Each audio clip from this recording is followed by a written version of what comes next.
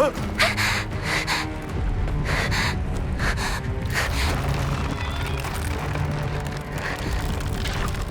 疯了！快跑！他疯了！快跑！他疯了！快跑！打死你，臭女巫！傻女巫！打死你！这个小姑娘怎么干出这么残忍的事儿？可恶的女巫！这是什么小姑娘？都是女巫！邪恶的女巫！哎，殿下可真是日理万机呀，连下个裁决的时间都抽不出来。巴特，你说，殿下这次能起得来床吗？啊？也对，咱边陲镇地远人稀，又有女巫作祟，殿下怕是不想久留啊。哼，不如赶快回瑰宝去吧。啊？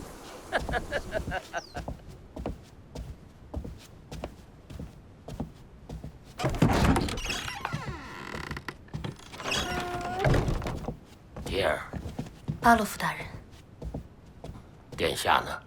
殿下还睡着。哎，殿下，殿下，殿下，殿下，到时间了。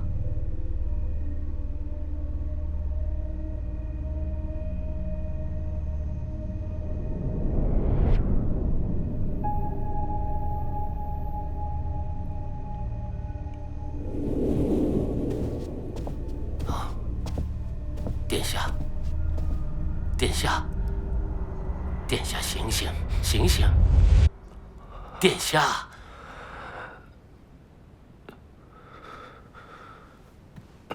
殿下，这里是行女巫的时间到了，所有人都在等着您的裁决。啊？裁决？什么裁决？我是在做梦吗？殿下，这种真实感。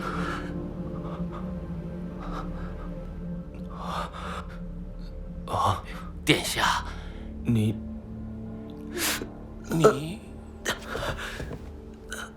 殿下，你没事吧？巴洛夫，你叫巴洛夫？是，殿下，是的，是我，您的仆人巴洛夫。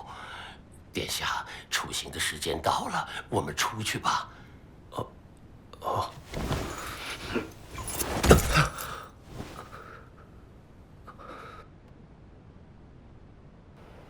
先静观其变吧。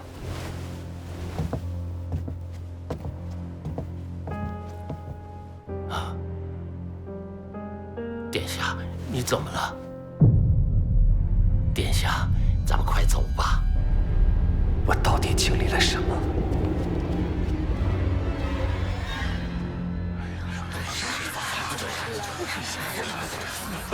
王子殿下要出来了！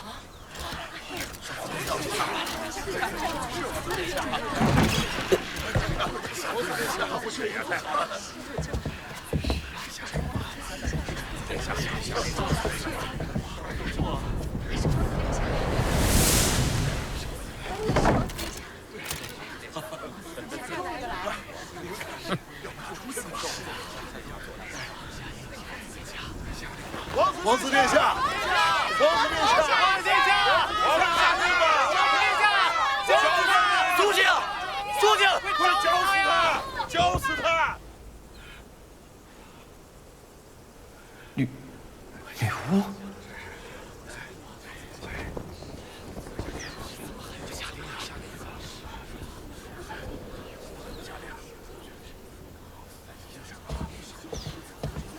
殿下，请尽快下达裁决。她就是你们说的女巫？是的，殿下。狩猎女巫？不行，这太荒唐了。困了，改天再盘。今天都散了吧。殿下，殿下，这不是开玩笑。女巫身份一旦确认，就应该立即处死，不然会招来其他女巫的。卡特兰尼斯。是，殿下。我的首席骑士。是。你不会害怕了吧？多来几个女巫，一网打尽不是更好？可是，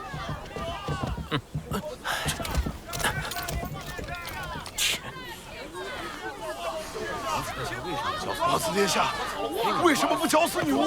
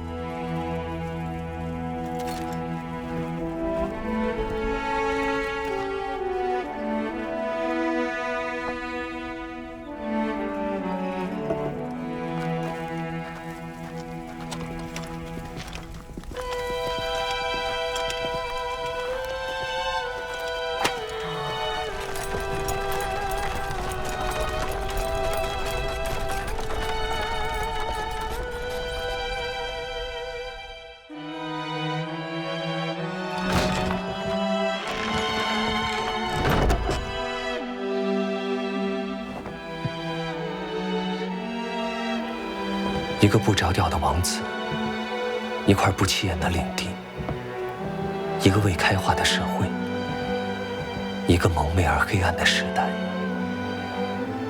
一场突如其来的王权争夺战。我又能在这方乱世中做些什么呢？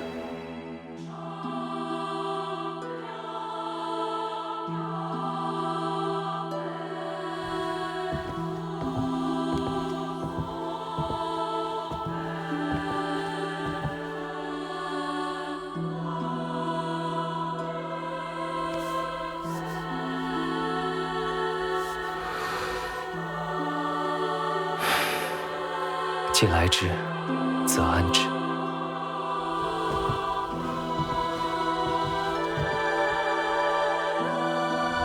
从今天起，我就是罗兰·温布顿了。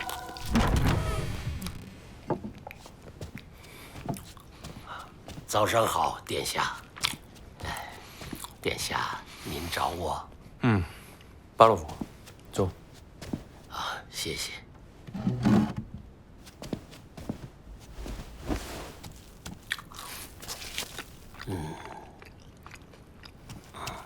殿下，您昨天为什么不下令行刑？此事非同小可，拖不得呀。哦，怎么说？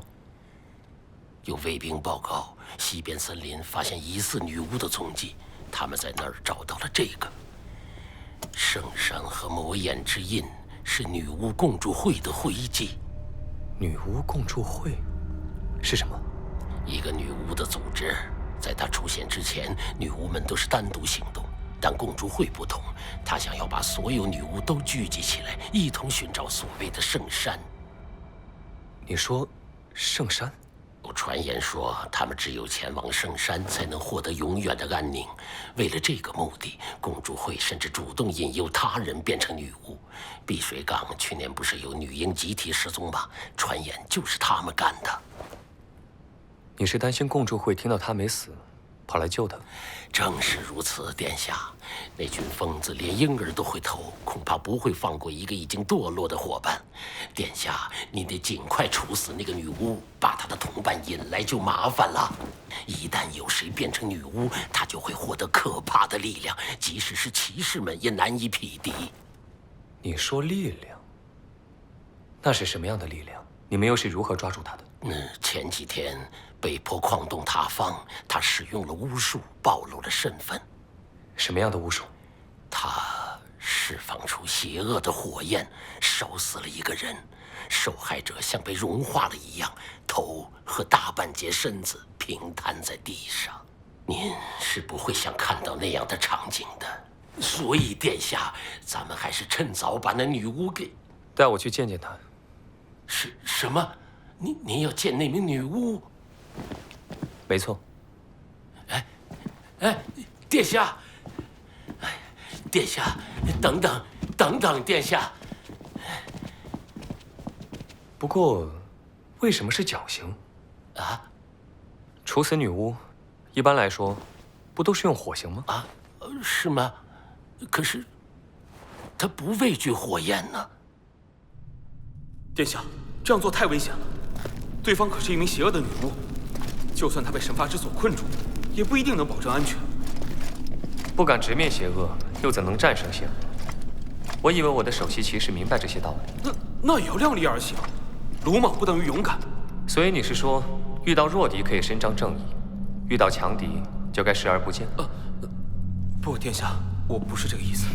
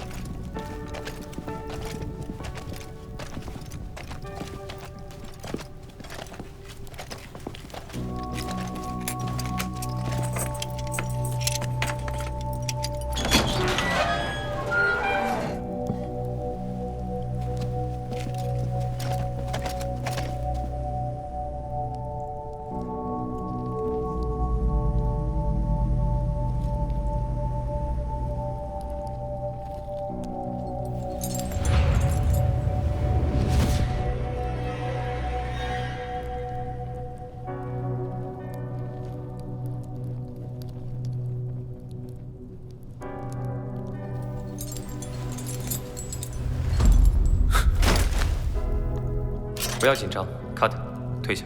可是，殿下，你叫什么名字？我是边陲镇的领主，辉宝王国第4王子罗兰·温布顿。你叫什么名字？我叫安娜。安娜小姐，矿区那天发生了什么事情？我想请你详细的告诉我。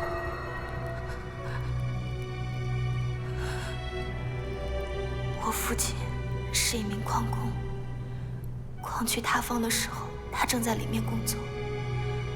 我跑进矿洞去想找到他。由于塌方，我的父亲被倒塌的石块压住了腿。和他一起逃的另一个矿工，想要趁机抢走他身上仅有的几个硬币。那是我父亲半生的积蓄，是我们父女俩相依为命的全部依靠。所以，我父亲拼死也要反抗。就在我找到他们的时候，我看见那名矿工举起了铁镐，想要杀死我的父亲，所以我只好杀死了他。那你又是如何被捕的呢？有人告发了我。告发？是什么人告发你的？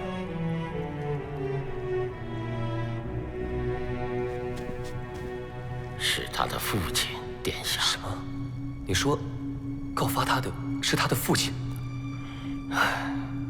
大概是为了赏金吧。发现并举报女巫者能得到25枚金龙的奖励。对于一个摔断腿的人，这相当于下半辈子的保障了。对方是一名成年男子，你是如何杀死他的？就是你们说的魔鬼之力。是吗？魔鬼之力，可以让我看看吗？殿下，殿下，他现在只是被神罚之时压制住了，一旦解放，后果不堪设想啊！您是第一次见到女巫吗，大人？您的好奇心可能会害死您。如果你真的是一个邪恶的魔鬼，那么死的不应该是我，而是你的父亲。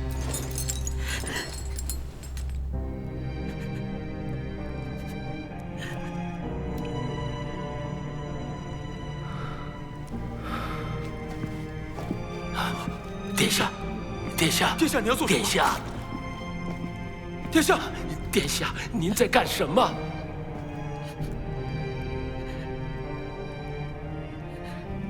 来吧，你究竟是一个可怜的女孩，还是一个演技高超的魔鬼？让我看看吧。殿下！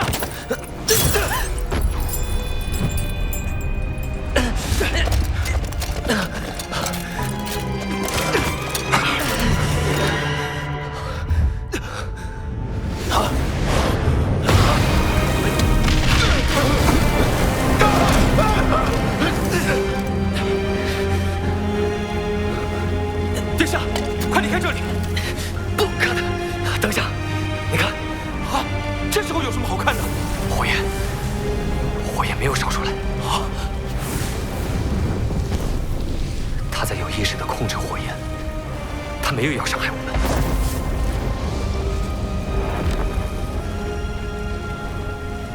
殿下，殿下，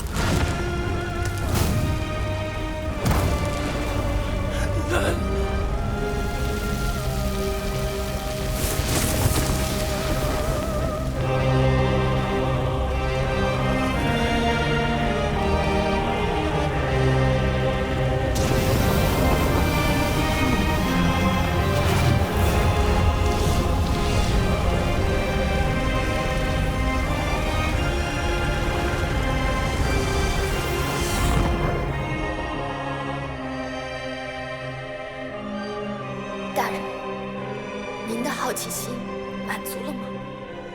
现在可以杀死我了吗？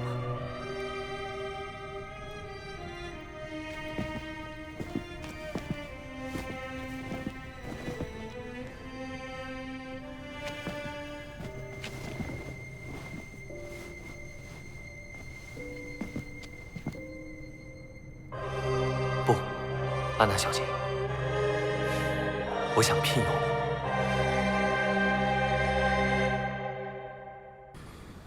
热力学第2定律：不可能把热从低温物体传到高温物体而不产生其他影响，或不可能从单一热源取热，使之完全转化为有用功而不产生其他影响，或不可逆构成中，熵的微增量总是大于0。摆脱熵增的困扰，还能无中生有，女巫的力量真是方便。进来。早上好，殿下。巴洛夫，我交代你的事办得怎么样了？已经办妥了，殿下。女巫已于午时被绞死，犯人戴着头套，没人发现异常。很好。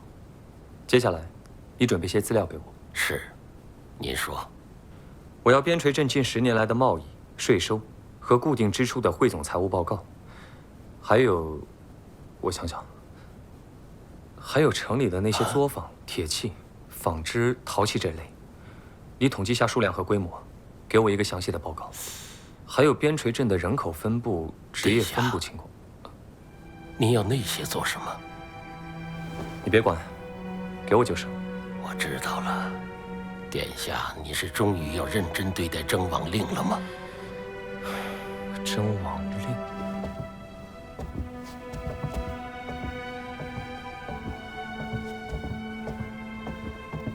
戈隆坐镇军事重镇寒风岭，提费科掌管经济中心金穗城，加西亚控制贸易港口碧水港，提利运营文化中心荧光城，而我却被打发到穷山恶水的边陲镇。巴洛夫，在这种情况下，你认为我获胜的几率会有多大？没关系，诚实地说。是，其他殿下的封地都是各有所长，相比之下，边陲镇实在是很难有所成就。再加上殿下您以往的表现和在王都贵族圈子里的人望，实在是说不上什么胜算。说得不错，所以我只能换一种方式给父王留下深刻的印象。巴洛夫，我再问你，是谁在统治这个国家？这，当然是辉宝王室温布顿家族，殿下。那只不过是表象。这个国家真正的统治者不在辉宝，而在这里。圣城赫尔梅斯。倘若只有被教皇加冕的人才被视作合法的国王，那世俗政权就不过是神权的傀儡。无论我的兄弟姐妹将领地治理得多么繁华，最终依然是教会的囊中之物。若我可以创立一个不受教廷约束的王国，王位就非我莫属。巴洛夫，你一直是忠实的王室拥护者，看不惯教廷对世俗政权的过度干预，对吧？话是这么说没错，可是教廷的力量根深蒂固，又有国民的支持，要怎么做才能？国民对教廷的支持源于教廷的谎言。如果我们能证明教廷在说谎，他们就不会再支持教廷。比方说，女巫其实并不是邪恶的化身。所以您才要救下那名女巫？巴洛夫，你当了20年助理财政大臣，对吗？是的。如果我在征王令中获胜，你的助理2字就可以去掉了，或者更进一步，比如国王之首。巴洛夫，不要质疑我的决定。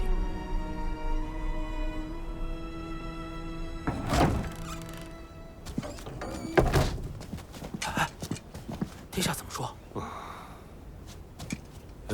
你怎么了？巴洛夫，你到底有没有好好劝他？有没有在听我讲话？女巫这事不对劲。不止女巫这事不对劲，连罗兰殿下本人都不对劲。不对劲，这事很严重。万一消息走漏，让赫尔梅斯知道了，咱们麻烦大。你别走啊，把话说清楚啊！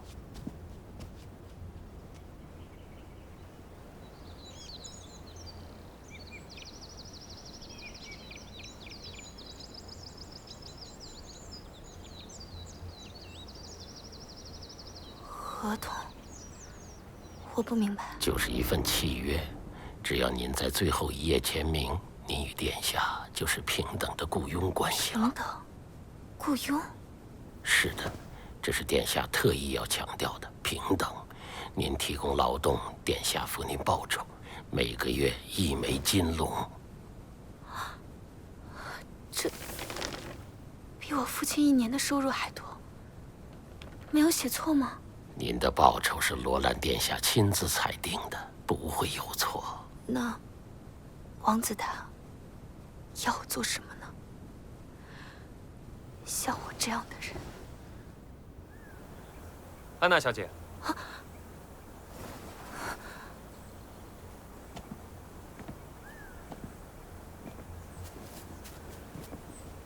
怎么样？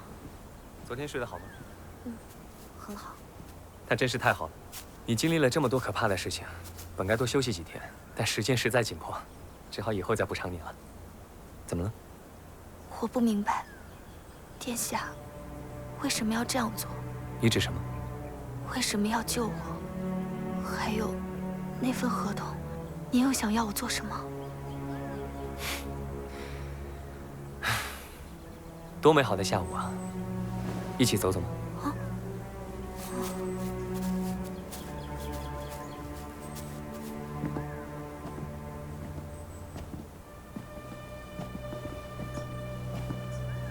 殿下，你为什么要救下我？我杀了人，我理应受到惩罚。你是说从一个劫匪手里挽救你父亲的生命？我认为那只是一种自保，你做了所有人都会做的事情。可是，就算大人宽恕了我的行为，我是一名女巫，是邪恶的、魔鬼的化身，那是无法抹除的原罪。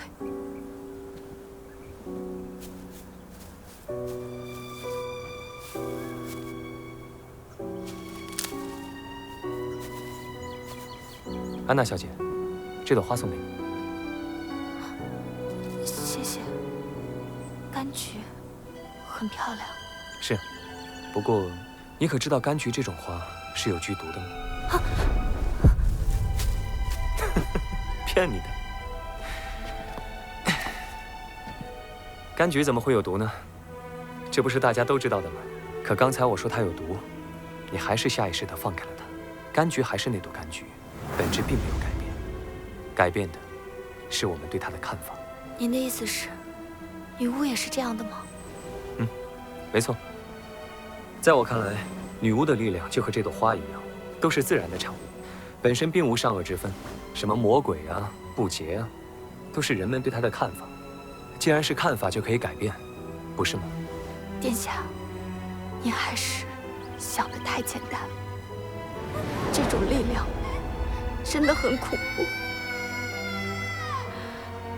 教会说的没错，女巫的力量就是魔鬼的力量，女巫都是魔鬼的化身。这股力量会害死所有靠近我的人。你应该立刻处死我。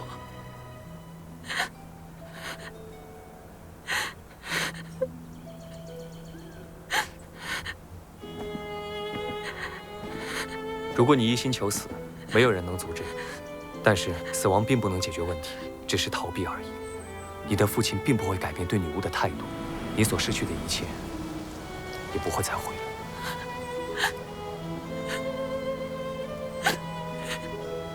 或者，你也可以选择另外一条路，和我一起创造一个女巫也能自由生活的新世界。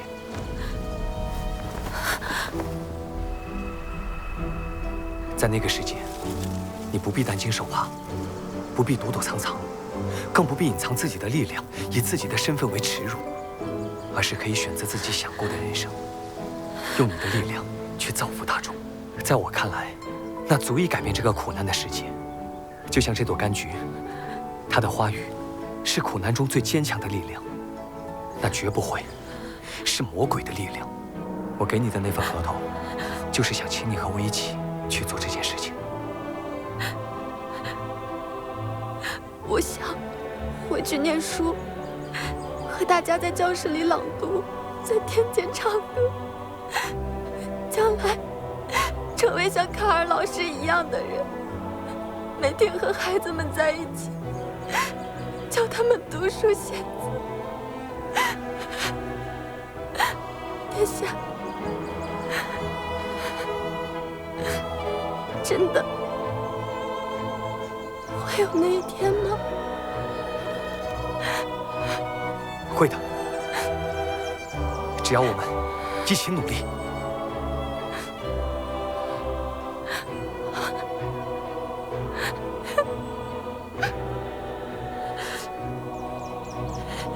愿意去尝试一下。我要怎么做？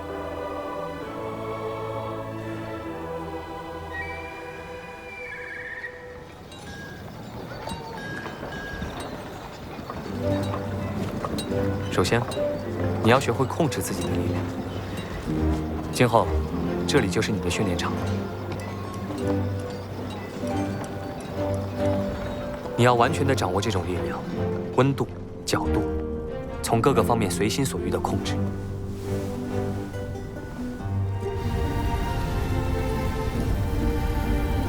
但是，你不要再烧坏你的衣服了，或者其他任何东西。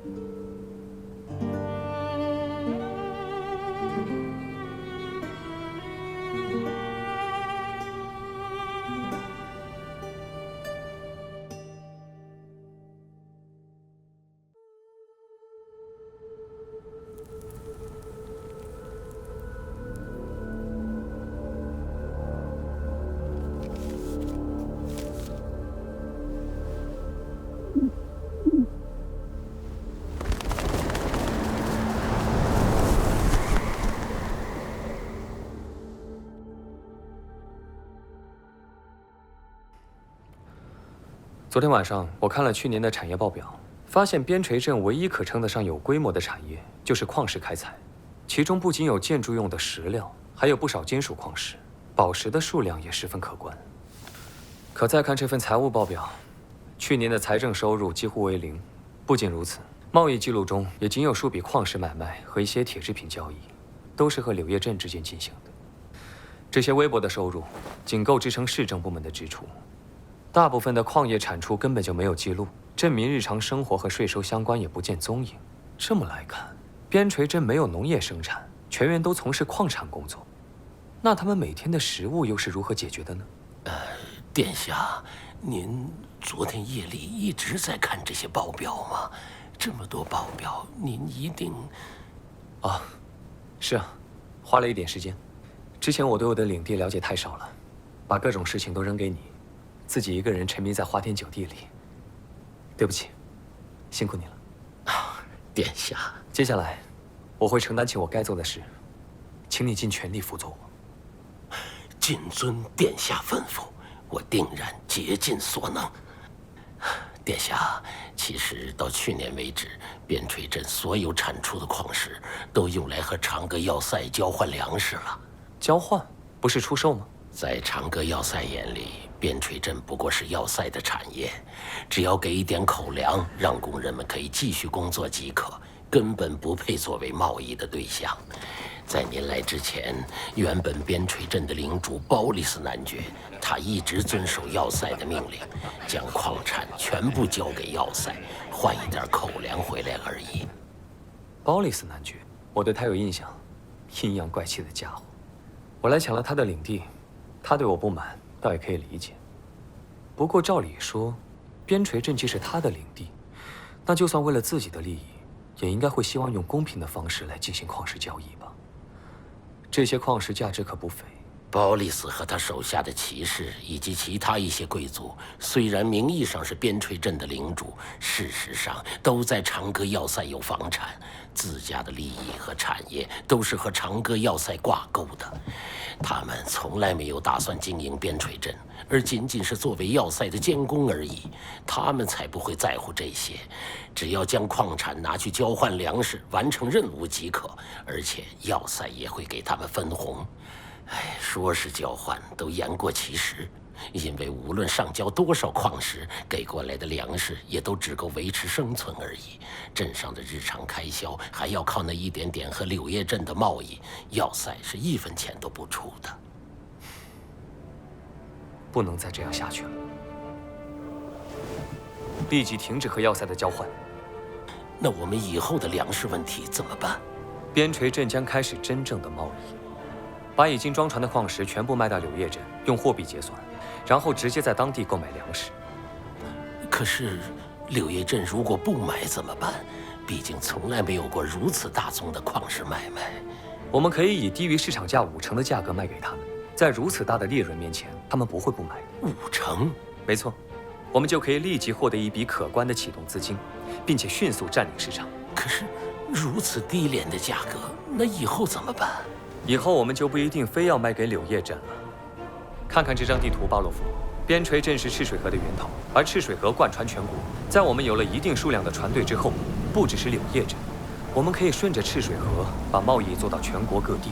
赤水河将成为我们边陲镇的丝绸之路。可是殿下，边陲镇不产丝绸啊。我只是打个比方了。总之，我们可以通过赤水河全面扩展我们的贸易对象。殿下，开拓贸易是件好事，可是，一旦这么做，就等于从要塞嘴里抢食。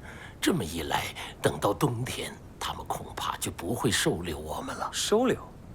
为什么我们要去要塞过冬？殿下，您怎么连这个都忘了？冬天可是有邪魔之月呀！邪魔之月，每年入冬的第1场雪落下之后，龙脊山脉中的地狱之门便会打开。边陲镇西边迷雾森林里的野兽受到魔鬼之力侵蚀，会变成凶猛且嗜血的邪兽。它们会成群地冲出迷雾森林，向东方进攻，所到之处生灵涂炭。边陲镇是没有城墙的，我们无法抵御邪兽的进攻，所以每到冬天，边陲镇的居民就必须要全员搬去长歌要塞避难。凭借要塞高大的城墙和精锐的骑士团，才有可能抵御邪兽的进攻。直到第2年开春，邪兽退去，才可以返回边陲镇。每年冬天，边陲镇的居民都要迁徙一次。也就是说，不解决邪兽问题，就无法在边陲镇立足，发展贸易，对抗要塞，甚至征王大业都无从谈起了。把卡特叫来。殿下，您要的人我找来了，他们都在边陲镇待过5年以上，都经历过邪魔之月。这2人是边陲镇的巡逻队长，每年邪魔之月的烽火都由他们负责燃放。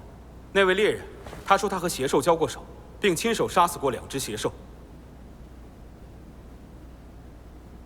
燃放烽火的流程是怎样的？是，尊敬的王子殿下，如果邪兽穿过迷雾森林，我们就去。好了，你别紧张，放松一点。你来替他说吧。是。我们巡逻队的岗哨就驻扎在龙脊山脉的南坡上，山脚下就是迷雾森林。巡逻队每到深秋就会随时注意迷雾森林的动静，一旦发现邪兽踪迹，我们就会立即点燃烽火，然后在赤水河乘坐快舟撤离到要塞会合。快舟？在水中不会受到邪兽的攻击吗？是的，殿下。赤水河水流湍急，水又很深，这么多年来，我们从未发现过一起邪兽渡过赤水河的案例。龙脊山脉上的烽火台距离赤水河边很近，我们腿脚利索，一般不会有什么危险。邪魔之月会持续多久？大概2到3个月不等。边陲镇一旦下雪就不会停，直到重新放晴，雪才会化掉。要等到雪化，邪魔之月才算结束。我经历过最长的一次邪魔之月是在2年前，那次持续了近4个月。由于饥饿，很多人没能挺过那个冬天。饥饿？你们不是躲在长歌要塞吗？要塞。他们按照我们上交的矿石量来给粮食，省着点吃，最多只能支持3个月。第4个月的粮食要等新一批矿石到了才能发放。可邪魔之月还没过去，我们根本无法回到边陲镇开采矿石。最后的那1个月，他们是看着我们饿死在整个要塞里的。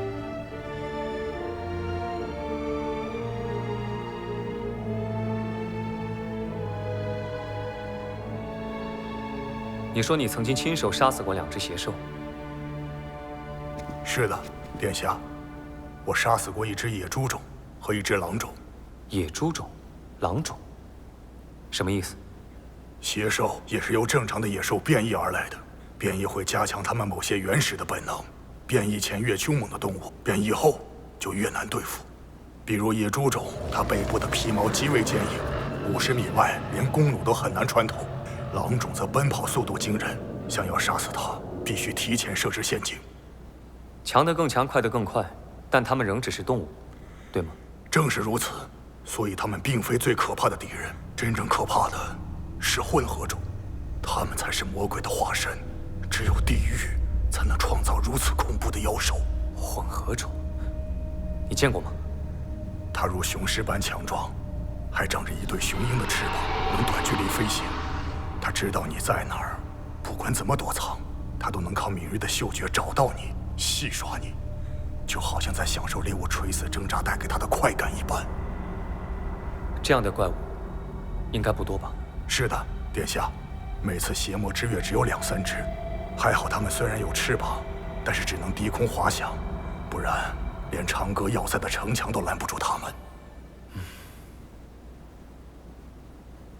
你叫什么名字？为什么一直低着头，抬起头来？他是莫金族人，一个流亡的沙弥，殿下。沙弥。不论是什么人，只要在边陲镇，就是我的子民。抬起头来，告诉我你的名字。我叫铁斧。干得好，铁斧！你将为你的勇敢获得回报。还有你们，感谢你们的付出和情报，你们每人都会获得10枚银狼的奖励。先下去吧。是，谢谢王子殿下。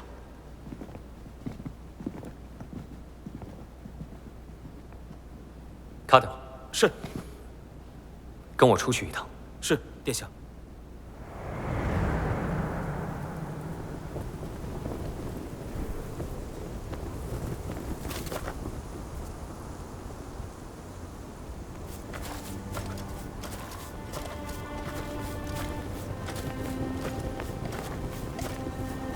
每到入冬第1次发现邪兽的踪迹，巡逻队就会点燃烽火台。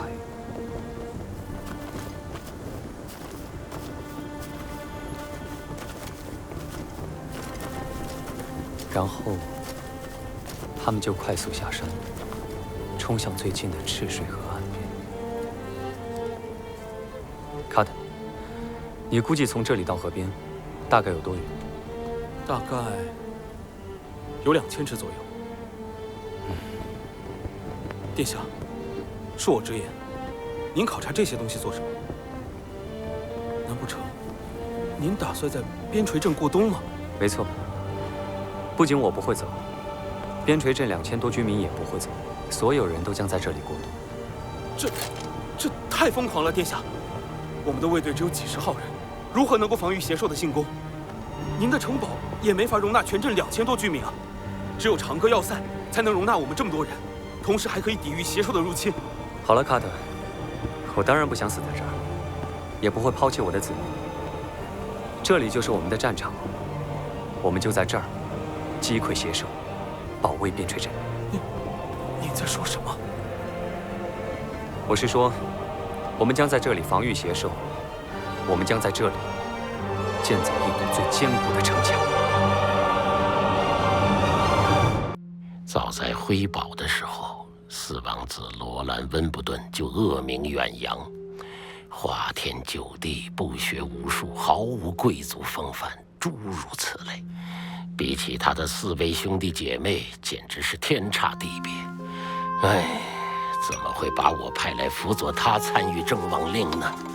如果不是陛下承诺征王结束后将任命我为正式的财务大臣，我才不会到这个鬼地方来呢。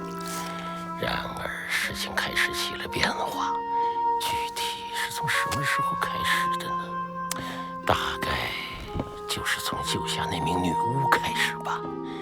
楼兰殿下展现出了清晰的头脑和宏大的战略思维，巧妙地避开自己的困境，直击神权统治的本质，利用女巫将目标直指教廷赫尔梅斯。我本以为那只是毫无基础的大话而已，可接下来殿下彻夜研究财务报表，制定贸易策略，还提出什么丝绸之路。虽然搞不清这些词是哪里学来的，不过能有长远的大局观，又能将眼前的重点精准地放到边陲镇的发展上，这还真不是毫无根据的空谈。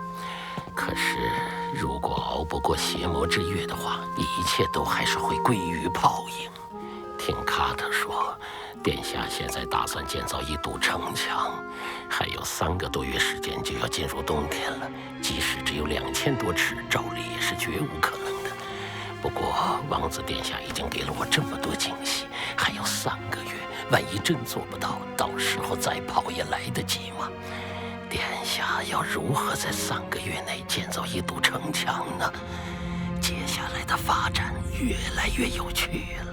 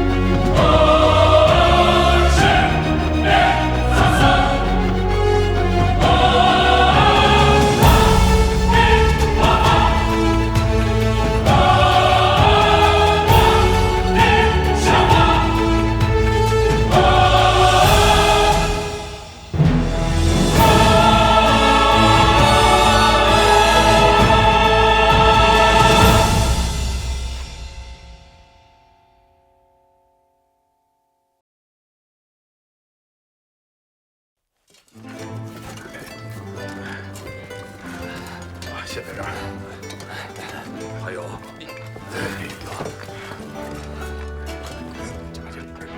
小心点，运到那边去。好。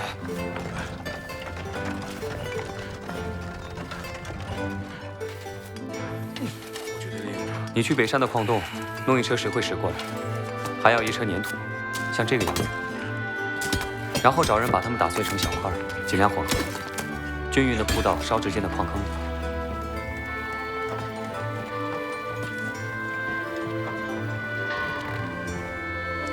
剩下的事情交给安娜小姐。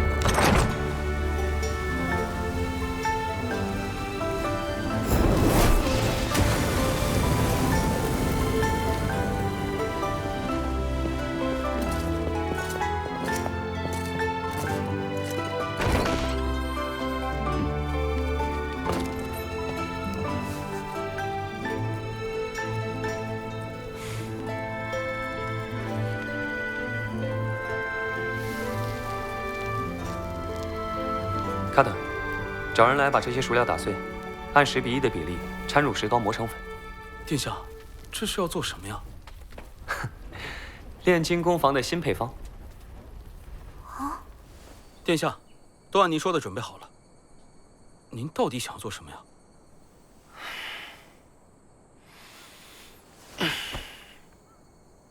安娜小姐，这次换我给你表演一次魔法。殿下您也会用魔法？是啊，一种名为科学的魔法。科学？卡特，你将这些粉末和上水，然后浇筑到那边那些石头上，从缝隙里灌进去，均匀地把石头之间的缝隙填满即可。明天，它们就会变成一堵坚固的城墙。啊？您开玩笑吧？安娜小姐，你相信吗？不论您说什么，我都相信您。照我说的做吧，让我们拭目以待。是，殿下。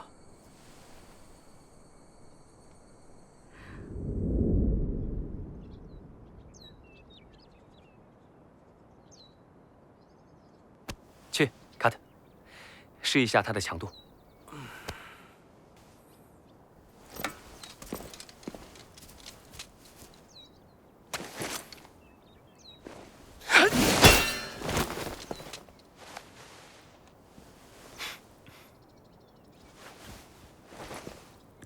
这真是太神奇了，殿下！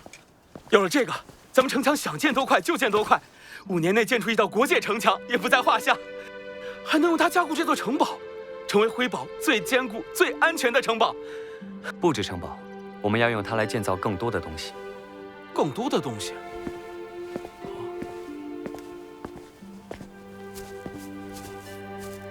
安得广厦千万间，大庇天下寒士俱欢颜。殿下，您说什么？我们要用它，为大家建造一个更美好的家园，让每个人都能住上坚固的房子，风雨和暴雪也无法摧毁它们。安娜小姐，从今天开始，请你每天都烧制一批。是，殿下。卡特，你负责城墙的施工，务必在3个月内建造完成。是，殿下，交给我吧。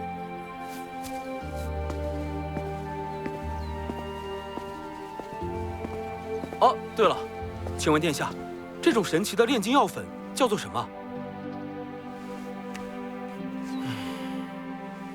水泥。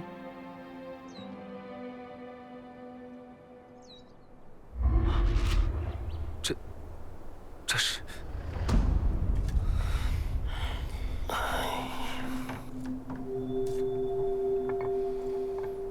怎么回事？那么多天了，工程进度怎么这么慢？而且歪歪扭扭的，上面也不好站人。别说抵挡邪兽了，下场雨就垮了吧？对不起，殿下，是我的责任。殿下，恕我直言，卡特毕竟没有做过这种事。这2000多尺的城墙，如果没有一个有经验的建筑师主持大局，即便这种名为水泥的炼金药水具备如此神奇的功效，只怕也是很难达到殿下的要求。我们需要一位真正的大石匠才行。大石匠，你马上去招募，酬劳多少都行。可是殿下，这不是钱的问题，而是边陲镇真的没有这种人才呀。那就去长歌要塞找，去柳叶镇找，哪怕是回辉堡，也得把人找到。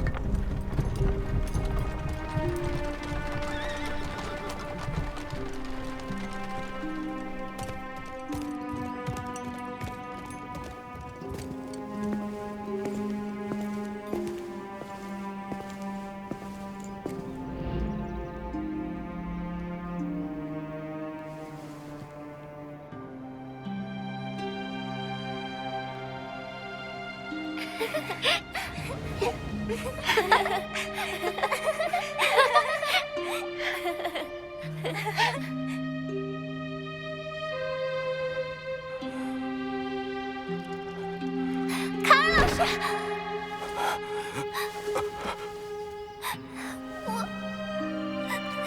我也变成女巫了。兰伯特先生，请您过来一下。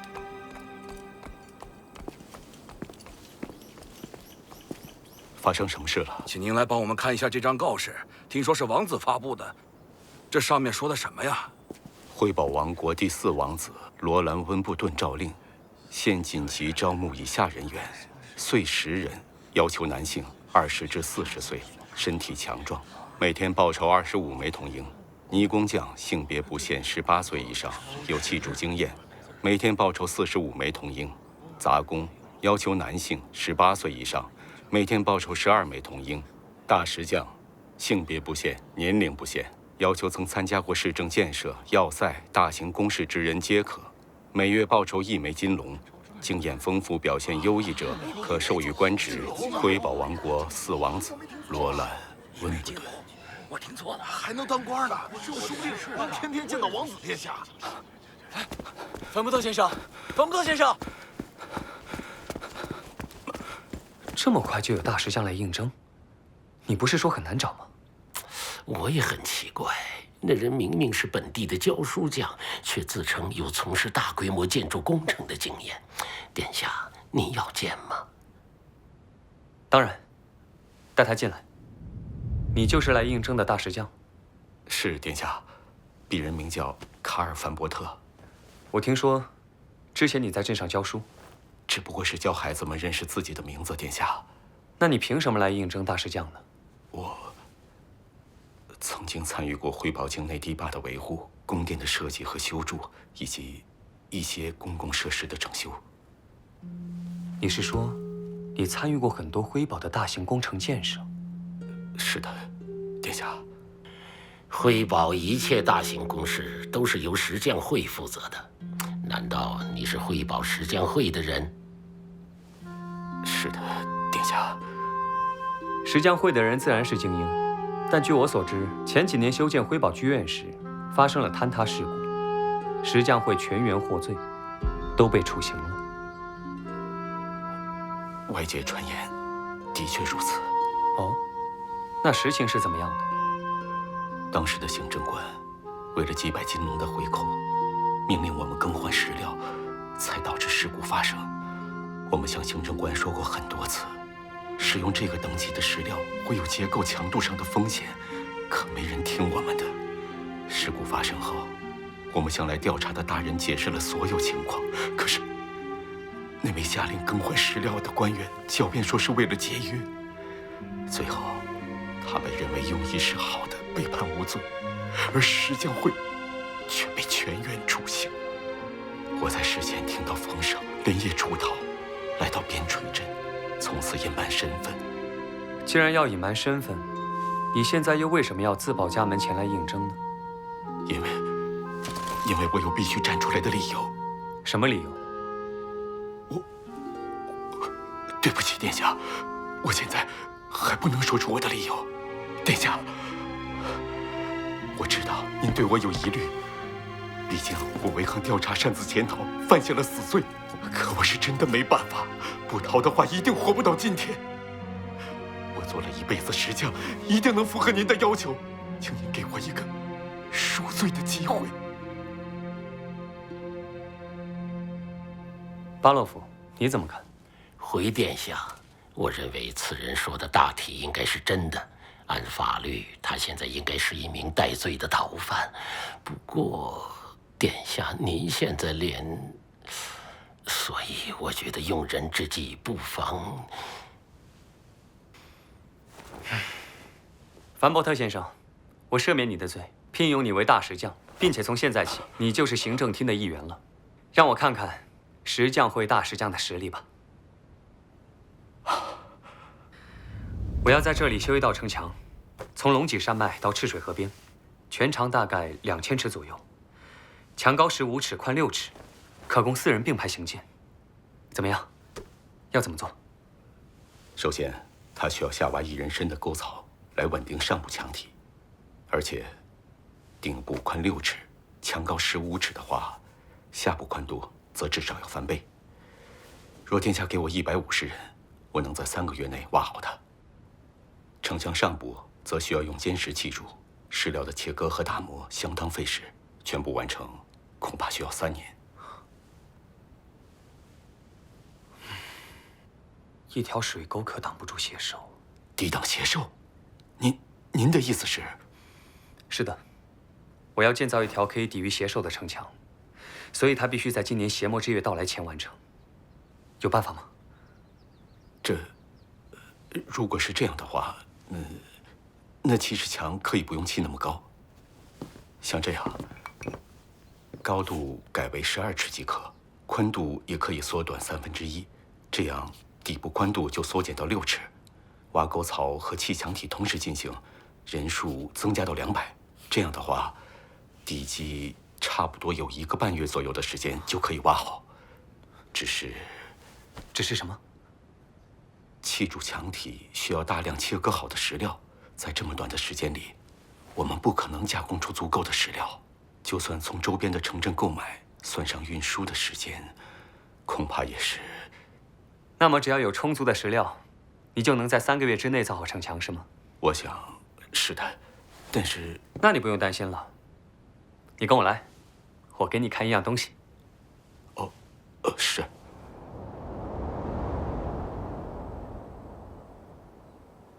这不可思议，太神奇了！居然可以结合得这么坚固。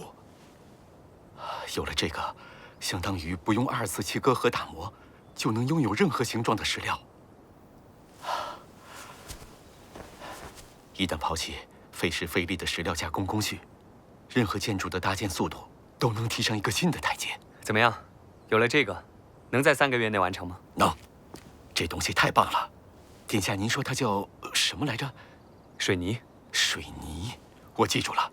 我真不敢相信，炼金工坊什么时候研制出这么不可思议的东西？关于水泥的使用方法，我回去写一份详细资料给你。你若还有其他需要，可以跟我的助理大臣巴洛夫谈。哦，是殿下。殿下，其实我还有一件事。啊？什么事？就是安娜。卡尔老师。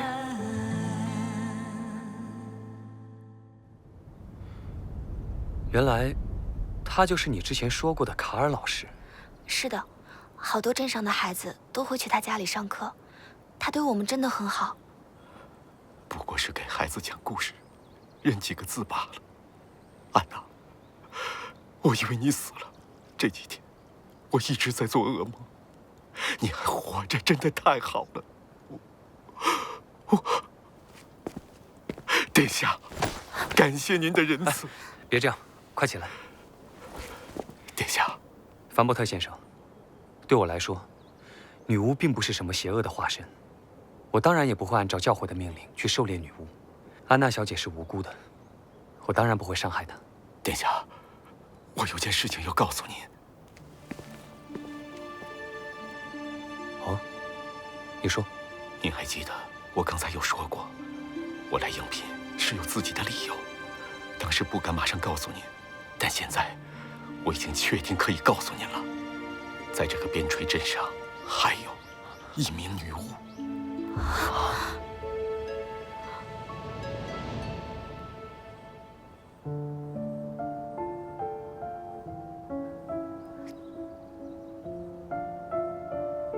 怎么会这样？竟然连娜娜瓦也变成女巫了。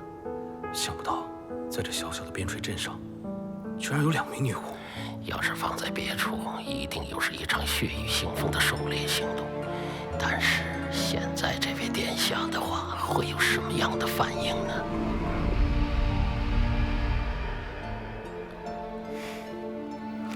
这就是我想请求殿下的事情。殿下仁慈，不惧魔鬼的传言，能将安娜纳入后宫，也是他的福气了。虽然娜娜瓦还小，没法服侍您，可她真的也是无辜的。求求您，求殿下，一定也要救救她。不是你想的那样的，我救安娜是因为需要她的帮助。我相信，娜娜瓦长大以后也一定能帮助您的。你真的误会了，安娜小姐的工作就是制作刚刚给你展示的水泥。什么？那样神奇的东西，竟然是由安娜。至于你说的娜娜瓦，我想见见她，我可以向你保证她的安全，可以带她来见我吗？好的，殿下，我明白了。对不起，殿下，我真是太感谢您了。走吧，详细的我们回房间再聊。是，殿下。安娜小姐，这里就拜托你了。是，殿下。殿下，殿下，怎么了，巴洛夫？殿下，我了解您急于见这名女巫的心情，不过这里面恐怕有一件事情不好处理。哦，什么事？是这样的，这个女孩是叫娜娜瓦·派恩，对吧？派恩这个姓氏并不是一般的平民，而是属于镇上的一个低级贵族，派恩男爵。有这种事？是的，殿下，娜娜瓦确实是提古派恩男爵的女儿。如果被贵族知道，就麻烦了。凡伯特先生，你明天一早带娜娜瓦过来，按正常上课的时间，不要引人注意。是，殿下。巴洛夫，明天娜娜瓦到了之后，直接带她去厨房，提前把那里的人疏散。我会在厨房见她。非常明智，殿下。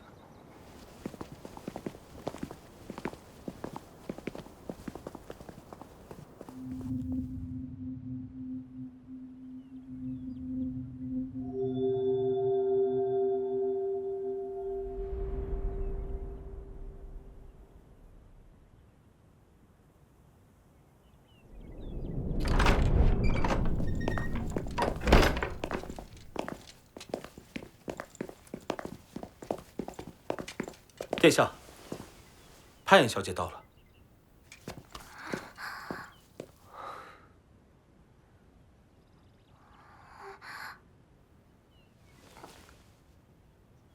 没关系的，去吧，娜娜瓦，跟殿下打个招呼。您好，我是娜娜瓦·派恩，殿下。你好，派恩小姐。欢迎你，请坐。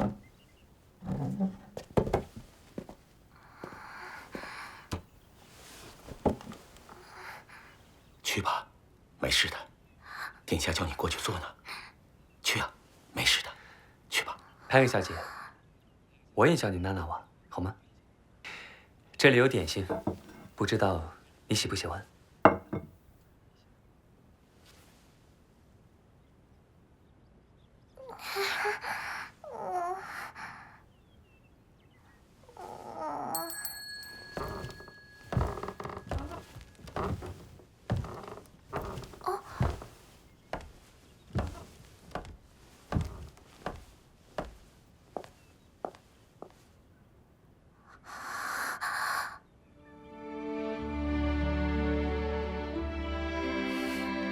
娜娜瓦，安娜姐姐，太好了，安娜姐姐你还活着！他们都说你死了，我就知道他们都是骗人的。我好想你啊！殿下，时间紧迫，我马上回宫地去了。我绝不会辜负殿下的期望。安娜和娜娜瓦，就拜托殿下了。好好吃啊，安娜姐姐。我听你卡尔老师说，你也觉醒成为女巫了，是从什么时候开始的？你又是怎么发现的？能跟我说说吗？大概1个礼拜前吧。我看到一只小鸟摔断了腿，很想帮帮它，然后就感觉有什么从我手心里跑了出来，像团黏糊糊的水，包裹住了小鸟。哦，然后呢？然后小鸟就好啦。卡特，哦，是。你马上到镇上去，找猎户买一些小动物来，受伤的、濒死的和已经死亡。各种类型都要节制。是，殿下。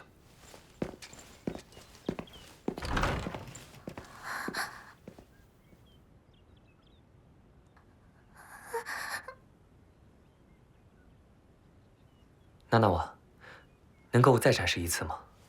你说的那团黏糊糊的水，你不想帮帮他们吗？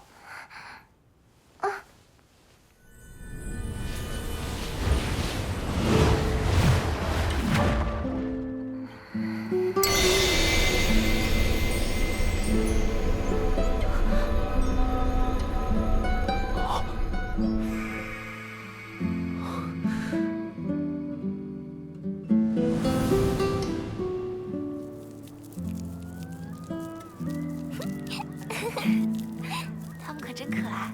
哇！破损部位可以复原，断肢可以完美续接，但若断肢已经遗失，则无法使其重新生长，以及无法逆转死亡。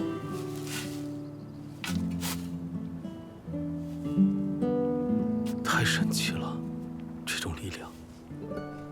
救死扶伤本是我们骑士的使命，可是这样一个小姑娘，却将救死扶伤具象化地展现在我眼前，真是不知道该说什么好。殿下，我开始理解您对女巫的做法了。卡特，是殿下。你一会儿送她回去，以后每天白天找机会多接她过来，练习她的能力。为什么不直接留下她？她的能力实在是太惊人了。他们家是贵族，娜娜瓦女巫的身份还没有暴露。如果现在把她接过来，很可能会提早引爆和当地贵族间的矛盾，而我们还没有准备好。殿下，您说，我们真的可以靠那堵墙和女巫的力量，在这里度过邪魔之月吗？当然，不过仅仅是这些还不够，因为除了邪兽，我们还有更多的敌人。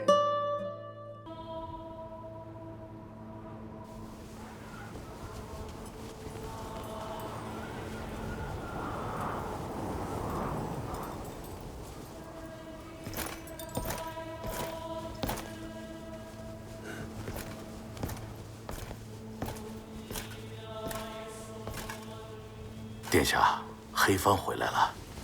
黑帆拦截了金穗城往狼心的商船队，此次的收获非常可观，足够我们武装一整支部队。不错。那个黑帆的船长叫做什么来着？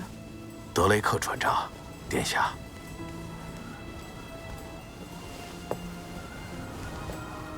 封他一个爵士，将这次劫掠的收获全部奖励给黑帆舰队。我相信德雷克爵士和全体黑帆战士都将衷心感谢您的慷慨，殿下。另外，翠鸟那边回信说任务失败了，说是药丸确实混在酒中喝了下去，不过罗兰殿下只是昏睡了一小会儿，而且失败就是失败，我不想听解释。是，殿下。给他最后一次机会，随信送点他妹妹的东西过去，让他见机行事。下去吧。是，殿下。对了，那颗药丸是炼金大师恩比瑟提供的吧？当时他怎么说的？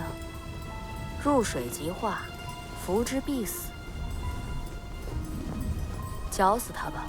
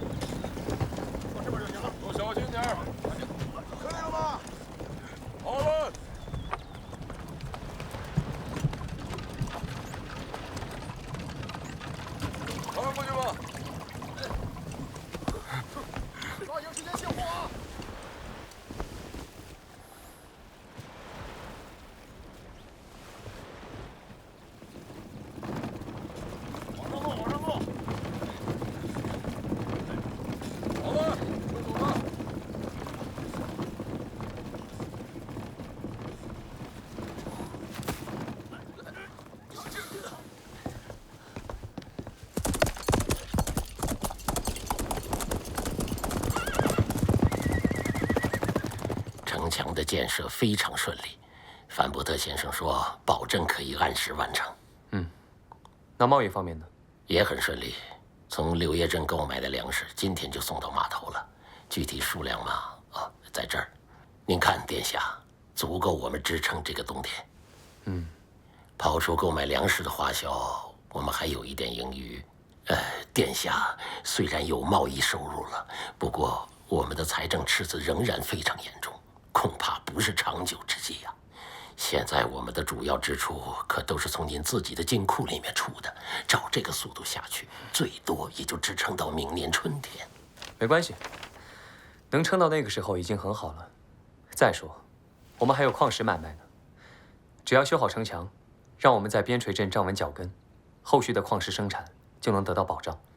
我倒不是担心这个，殿下，咱们断了长歌要塞的矿石供应，莱恩公爵是不会善罢甘休的。万一……进来。殿下，长歌要塞的使者来了。巴洛夫，你刚说从柳叶镇买来的食物已经到了，是吧？是的，殿下。吩咐厨房，就用刚送来的食物，准备一桌最丰盛的菜品。把议事厅打扫干净，我要请客。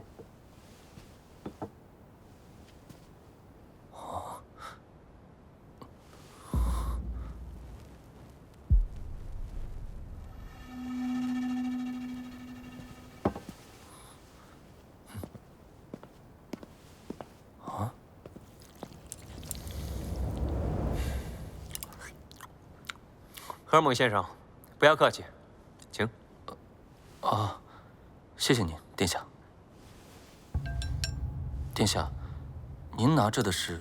哦，你说这个，我叫它筷子。我的里民用不起银质刀叉，但是像这样的小木棍，既便宜又卫生，材料也简单易得。我打算在边陲镇开始推广。当然，现在的边陲镇没什么好东西可以吃，只好委屈你了。不，殿下您太客气了。这样的餐食，即使在要塞也不是经常能吃到的。这不是为了欢迎您的到来吗？平时我们也不这样的。这些食材都是今天刚从柳叶镇送来的。柳叶镇？是啊。快请吧，荷尔蒙先生，不要客气。有什么事情，吃完再聊。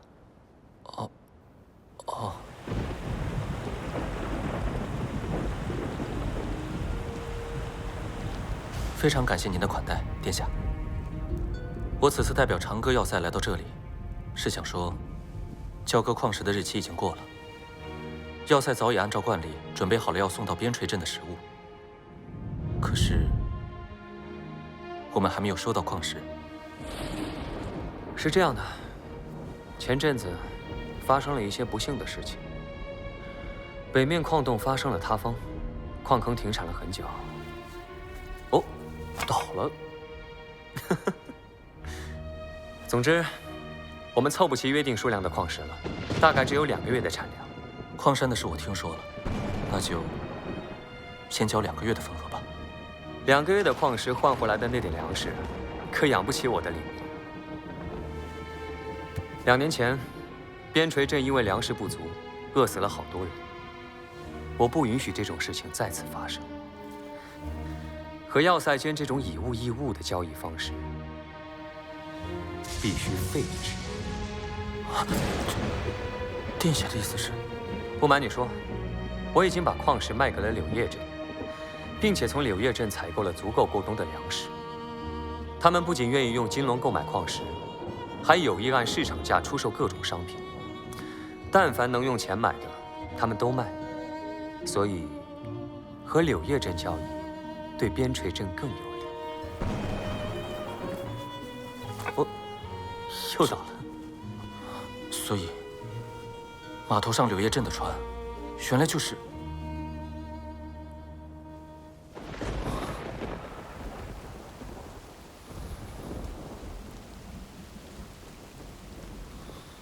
殿下，我明白您的想法了。不过，这似乎有几处不妥。哦，说说看。据我了解，柳叶镇从未有过矿石买卖，就算答应以货币交易，价格也不会太高。我想，最多也就是市场价的50%。对您来说，这是赔本的，只怕不能长久。贸易是由市场决定的。长歌要塞在西境经营上百年了，只有像要塞这种规模，才有能力消费如此多的矿石。要塞不论是发展前景还是市场规模，都远在柳叶镇之上。所以长远来看，边陲镇要以要塞为主要贸易对象，才更符合我们双方的利益。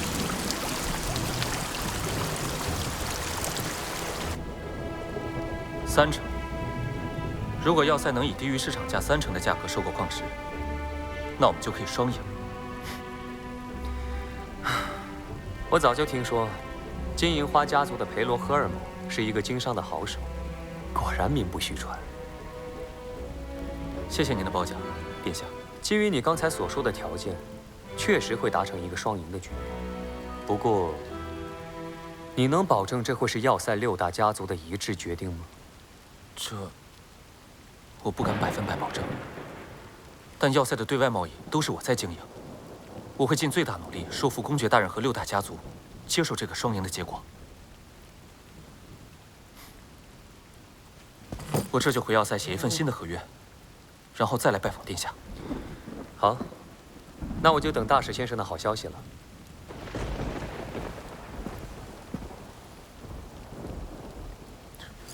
殿下，还有一件事，离入冬只剩2个月了。柳叶镇毕竟路途较远，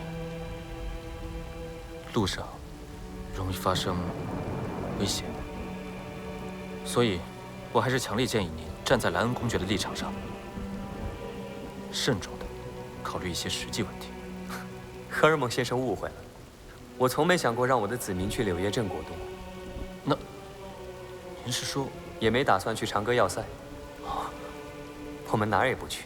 这个冬天，我会建造城墙，驻守边陲镇，让这里成为辉宝王国新的边境线。我明白了。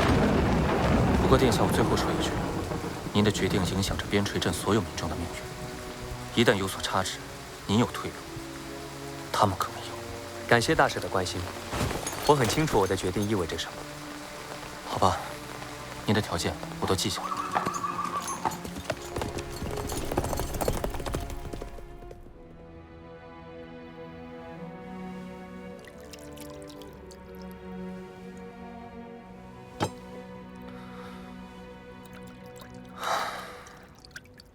巴洛夫，按计划把粮食准备好。是，殿下。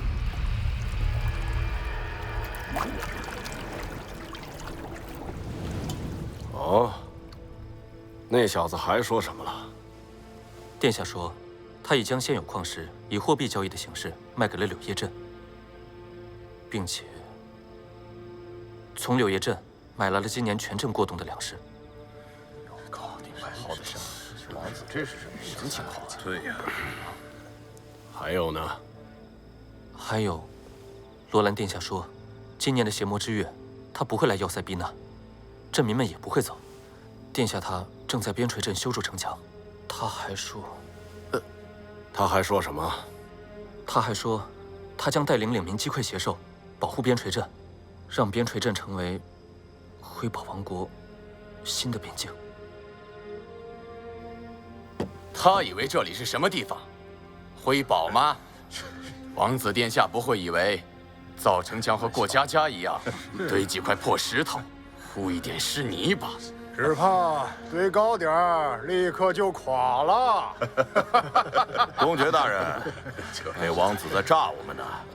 裴罗胆小，被他唬住了。咱们可不能上当。就是，不过也好，他若失败，逃回长歌要塞，自然任我们摆布；若他死在那边，闹剧结束，万事大吉。波利斯，是，公爵阁下。关于城墙，你知道些什么？阁下，前段日子那小子确实是在招聘石匠和工人，不过我以为他只是修缮他的花园什么的，没听说什么城墙的事情啊。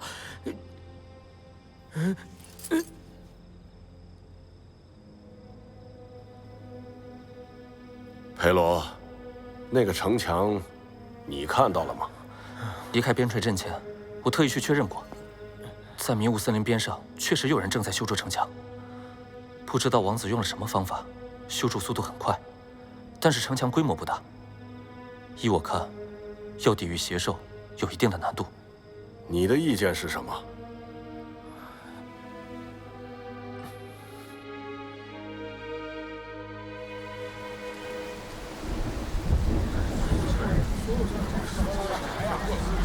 来前面点，来前面点。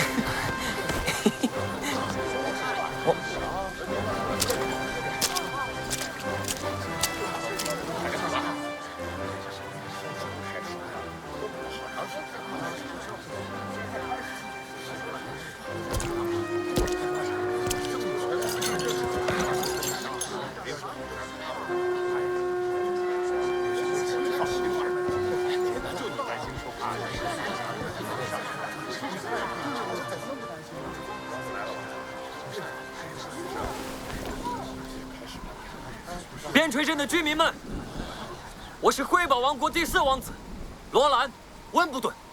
今天召集大家在这儿，是有一件重要的事情要告诉大家。就在今天上午，长歌要塞的使者来到了边陲镇，他们是为了矿石交割而来的。大家都清楚，1个月前，我们遭遇了一场不幸的事故，北坡矿洞发生了塌方，直到今天。矿区仍未完全恢复生产，我们已经无法凑齐足够的矿石。我已向使者说明情况，并希望他网开一面，足额足量地拨给咱们过冬的食粮。但是，他拒绝了，没有任何协商的余地。他拒绝拨出足够的粮食，就如同2年前的邪魔之月一样。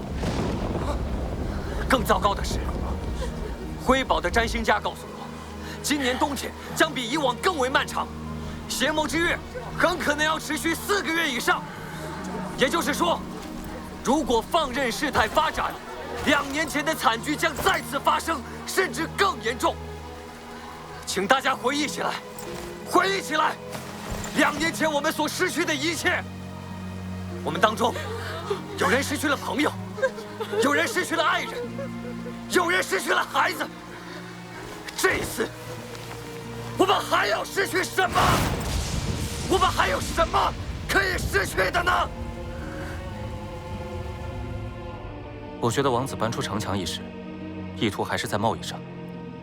他是以进为退，最终的目的，应该只是要逼我们用货币和边陲镇做交易而已。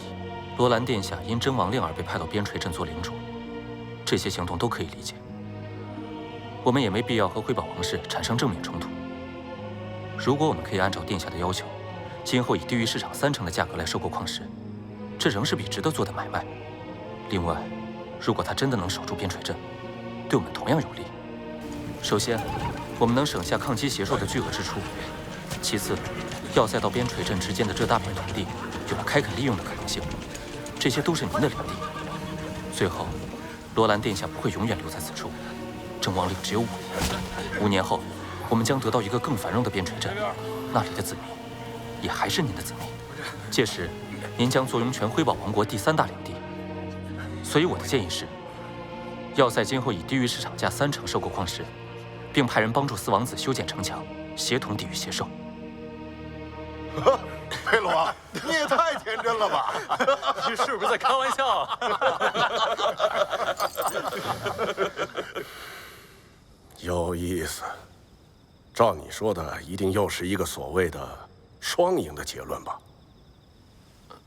是的。哼，想法是不错。不过说到底，还是商人的想法。商人只看得到利益得失，然而，佩罗，我走到今天的地位，可不是靠衡量利益得来的。我为什么要和一个不受我掌控的人做生意？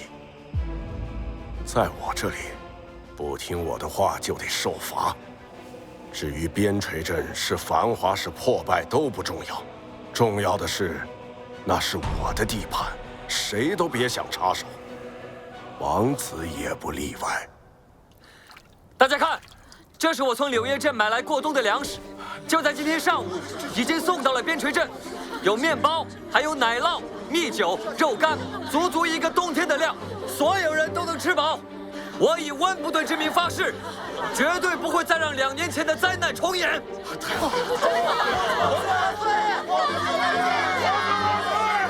但是，这样一来，就等于得罪了长歌要塞。他们威胁我们，不再为大家过冬提供庇护。我告诉他们，今年冬天我们哪儿也不去。我们就在我们的家园，我们就在边陲镇过冬。也许有人已经看到，边陲镇西边，一座坚固的城墙正在逐步建成。我知道有人担心邪兽来袭，我们能否抵挡？而我要告诉你们，邪兽并不比普通的野兽强大。它们虽然皮糙肉厚，但爬不上城墙，也咬不动石头，不过就是群可怜的靶子。我。辉宝王国第4王子罗兰·温布顿在此发出最强烈的号召：所有能拿起武器的人，为了保卫我们的家园，为了让我们有尊严地活下去，拿起武器，加入民兵队。所有民兵每个月都会获得25枚银郎。如果有人不幸牺牲，他的家人会得到5枚金龙的抚恤金。告诉我，你们是愿意躲在长歌要塞的窝棚里，窝囊的饿死，毫无尊严的冻死，还是愿意在我的率领下，保护亲人和伙伴，守卫边陲镇，守卫自己的家园，直到最后一刻？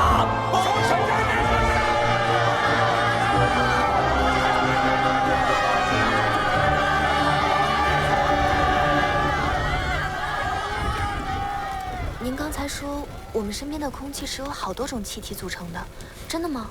当然，尽管它们看起来是一样的。殿下，我不明白，既然看起来都一样，您怎么知道有不同的气体？让我来证明给你们看。安娜，帮我点燃这根蜡烛。哦，好的。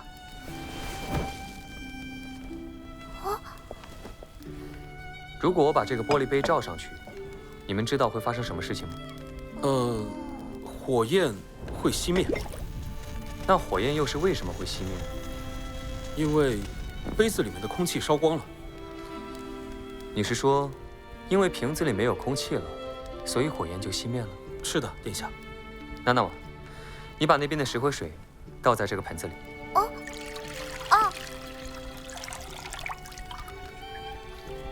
现在让我们来看看，如果我掀起这个瓶子，会发生什么事情？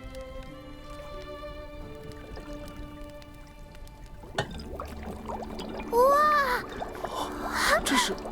如果杯子里什么都没有，我们就不会看到气泡和水面的变化。这说明空气中至少含有2种不同的气体。事实上，蜡烛燃烧消耗的只是空气中的一部分，而另一部分是无法参与燃烧的，还使得石灰水变得浑浊。虽然它们一样无色无味，却有着完全不同的性质。似乎是这么回事啊。不过知道这些有什么用？如果我们单独使用前一种气体，就可以让火焰烧得更旺，而后一种气体则能让火焰快速熄灭。说得不错。自从人类学会使用火后，就和动物分别开来，而起源或许只是一种偶然，或许是雷电点燃了树木，或许是石头撞击迸发的火星引起了火焰。但是如果没有人注意到这点，没有人去尝试利用它，我们现在或许还和野兽一样。做这个实验是想告诉你们，好奇和思考是人类进步的动力。刚淋了雨，喝点热水吧，殿下。谢谢，卡特。事实上，自然界还有许多这样潜在的力量，等我们去发现利用。它们看似渺小，但是凝聚起来却会产生惊人的力量。我相信女巫的力量也是一样的。今天的课就到这里，卡特，你负责送娜娜瓦回去。是，殿下。殿下再见。安娜，你也回去好好休息吧。谢谢殿下。啊，对了，卡特，你确认了吗？今天从柳叶镇回来的货里有没有我要的雪粉和冰芒？啊，是的，殿下，我已经派人统计过了。不过您要这么多血粉和兵芒做什么？我们现在既没有什么庆典，也没有什么好冰镇的东西啊。为了下一个实验。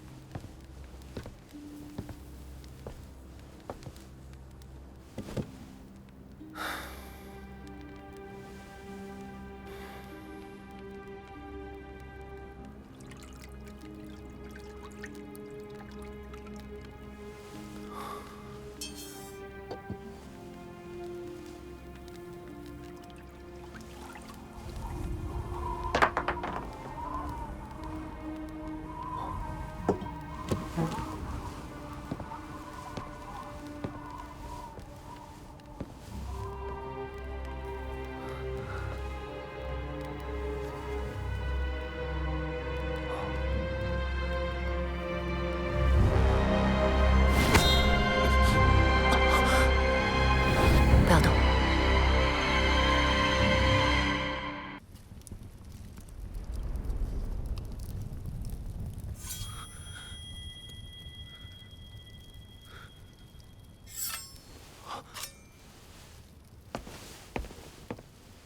别紧张，殿下，我无意伤害你。你是什么人？圣山陨魔眼。 想不到罗兰殿下居然还是位博学之士。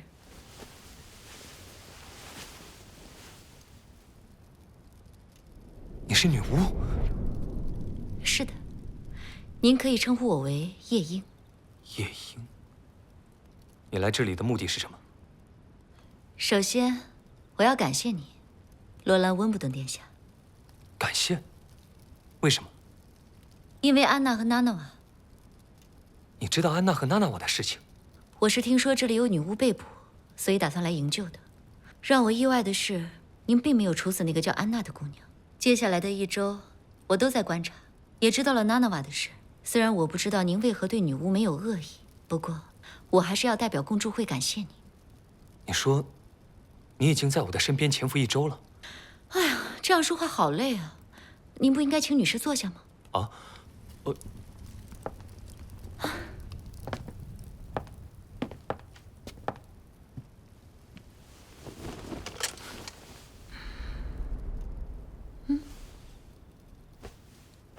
怎么，我长得很可怕吗？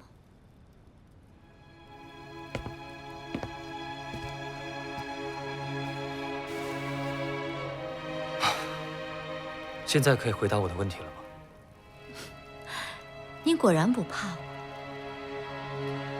我能从人们眼中看到对女巫的恐惧，而你的眼中只有好奇。我在1周前就到了这里。 一直都潜伏在您身边，您的所作所为我都看到了。那，你现在现身出来，是要做什么？刚才您的侍女长进来，帮您倒了一杯睡前红酒，然后在里面又加了一点料。你是说T2？他在我的酒里下了毒？看来您的后宫。 也并不算安全的。我可没碰过他。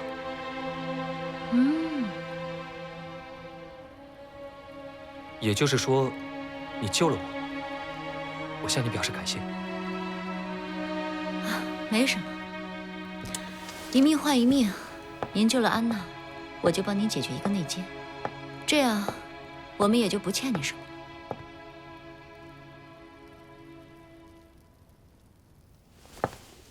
我要带安娜和娜娜瓦离开这里。你要带他们走？是的。去哪儿？回共助会，那里才是女巫该去的地方。为什么？只有在共助会，女巫才不会被歧视，不会被迫害，也无需伪装自己。在我这里，他们一样不会遭到迫害。我给了他们平等的契约，给他们高额的薪水，他们在这里很好，你应该看得到。您是为女巫做了很多，但有一件事。 是您做不到的，您无法带领他们找到圣山。圣山？是的，只有在那里，女巫才能获得永恒的安宁。我的人之前在北面山林里发现过女巫的踪迹。你们是想在绝境山脉中寻找圣山吗？无可奉告。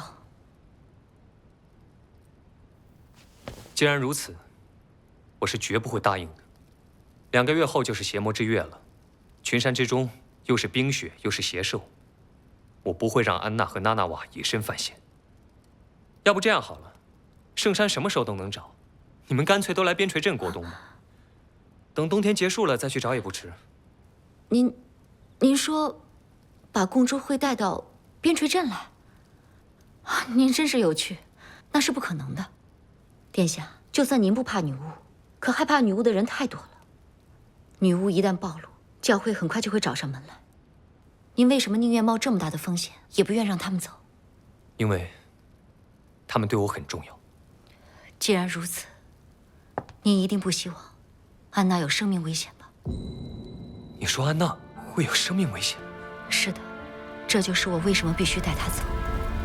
安娜要成年了，成年夜是所有女巫要面临的第一道鬼门关。大多女巫都会在邪魔之月觉醒，也就是相传地狱之门开启的日子。成年是女巫的一道分界线，18岁后仍未觉醒的女子基本不会再有可能成为女巫，而18岁之前觉醒的，则每年都会在觉醒之日遭受邪魔尸体的痛苦，每根血管和筋腱都胀痛难忍，到最后，皮肤会渗出血液，眼珠会突出眼眶。如果能熬过去，休息4、5天，身体会缓缓恢复。但坚持不下来的，都会在这番折磨中死去，而且死状惨不忍睹。血水夹杂着内脏从身体孔洞中喷出，遇到空气会化作阵阵黑雾。最终，当所有能喷的都喷出后，地上只剩下一层焦黑的表皮。许多女巫都会死在成年这一天，这便是我们被视作魔鬼化身的证据。安娜她马上就要成年了，在公主会里，我们知道怎么照顾她，活命的几率会大得多，而圣山也会给我们带来永恒的安宁。因此，我必须带走安娜和娜娜瓦。或许他们对殿下您的宏图大业不可或缺，但是我还是希望你能给他们一个活命的机会。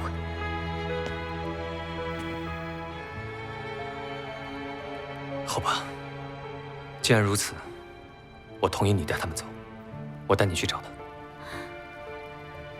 感谢您的理解，我果然没有看错你。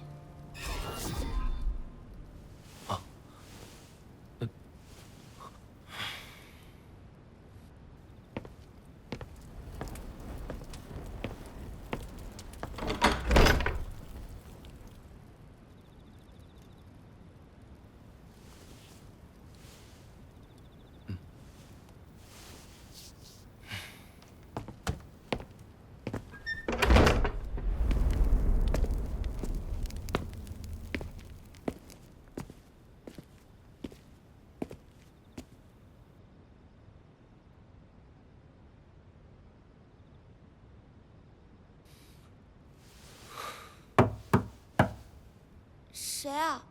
是我，安娜小姐。这么晚了，真不好意思，有重要的事情需要找你聊一下。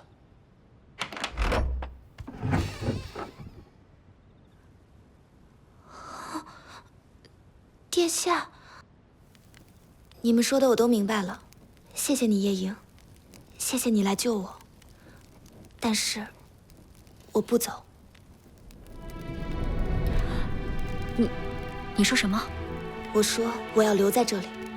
安娜，你还是不了解魔力尸体有多可怕。你的魔力已经趋近成熟，一旦受到邪魔之月的影响，我不在乎，邪魔尸体杀不死我，我会战胜的。我只想待在殿下身边。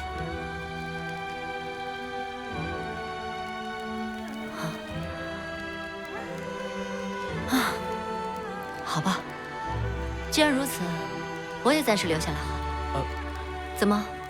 您刚才不是还想让共助会都来边陲镇吗？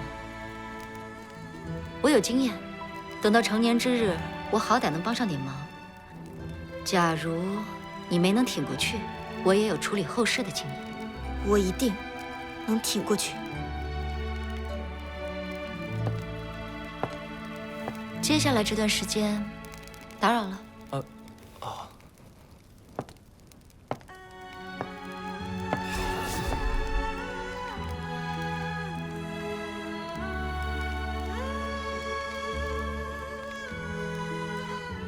那我也先走了，早点休息吧。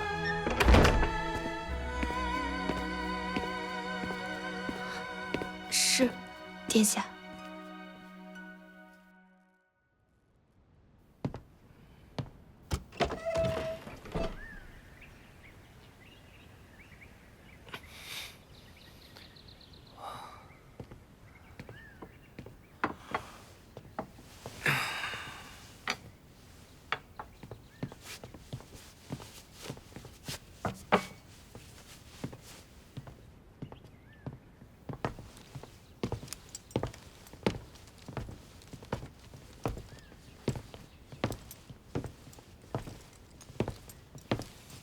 早上好，殿下。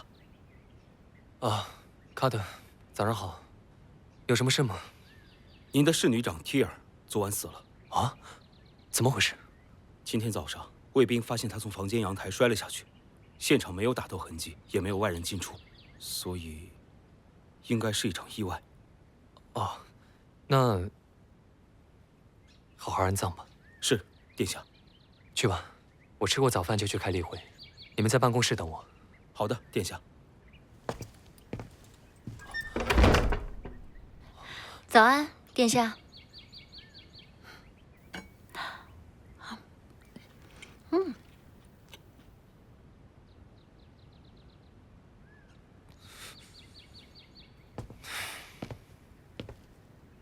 是你干的。既然要在殿下您这里蹭几天饭，自然要帮殿下解忧嘛。知道是什么人派他来的吗？其实我也没下死手，他牙齿里藏了毒药，见到我就自杀了，我只好伪造成一场意外。看起来有人绑架他妹妹作为人质，派他来杀我。应该是我的兄弟姐妹派过来的吧？贵族间的亲情一向如此。算了，您快去开例会吧，别让人家等急了。可是我还没……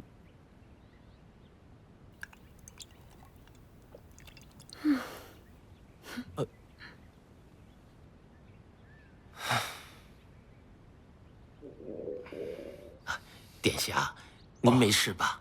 是不是这几天有点累了？啊，没什么，肚子有点饿而已。饿？殿下，您刚才不是……我没事。好了，我们开会吧。好的，殿下。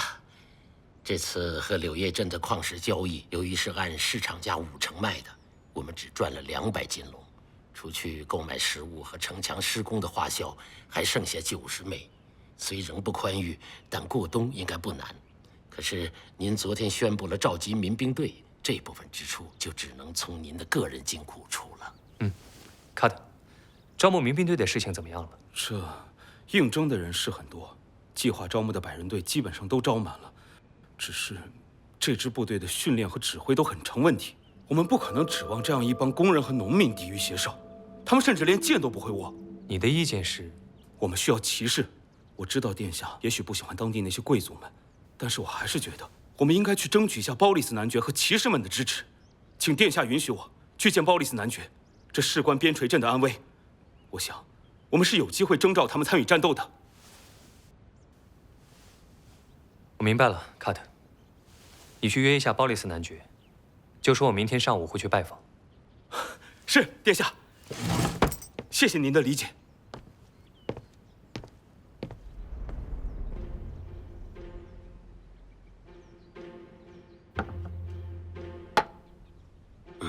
殿下，您认为包利斯男爵会帮助我们吗？90%不会的。卡特是一名忠诚的骑士，我同意去，是为了照顾他的情绪。卡特在政治上也许是太天真了，不过在军事上，他说的也是事实。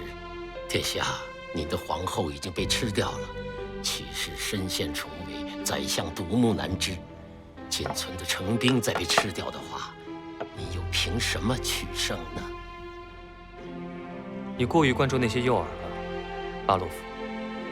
真正能帮我取得胜利的，是这些拼尽全身力量冲到最后的人民。可是，就算你现在有人民的支持，可他们一无战斗经验，二来手无寸铁呀。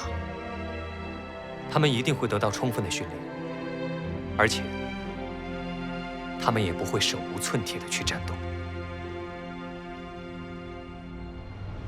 好，现在像这样，看到铁管中间的缝隙了吗？嗯。现在尽可能把火焰集中到一点上，越细越好。顺着这条缝隙，慢慢的一路烧过去。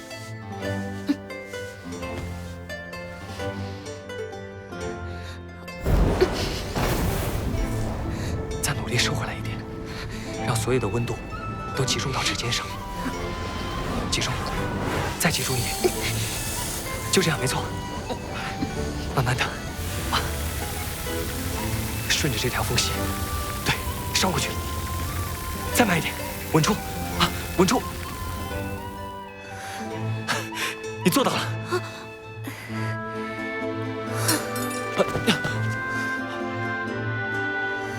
安娜，殿下，你看，安娜，这是我们今天一下午的成果，多亏了你。殿下，这究竟是什么呀？很快你就会知道了。这东西将会打开新时代的大门。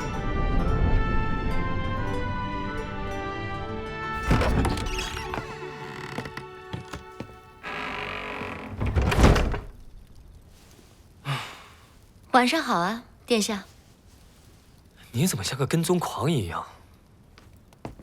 您真的很让人好奇，而且既然我留下来，就要保护您和安娜的安全。万一还有刺客怎么办？那我还要谢谢你了。不客气。再说我已经拿到谢礼了。哦。您今天让安娜做的就是这个东西吧？你从我办公室拿走的？我只是觉得这东西也许有用。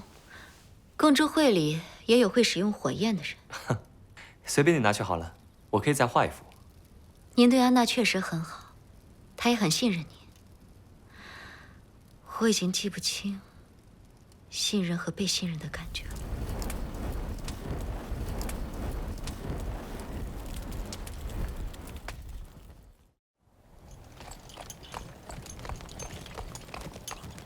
鲍里斯男爵的家就在镇子最西边，您保证一眼就能认得出来。在边陲镇上，他的房子绝对算得上豪宅了。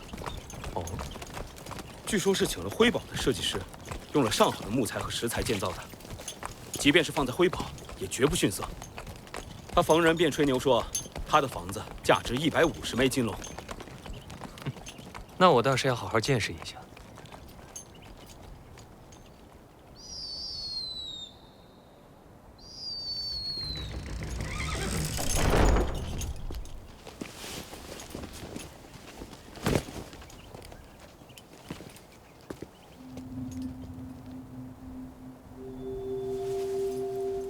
殿下固守边陲镇的勇气和魄力实在令人佩服。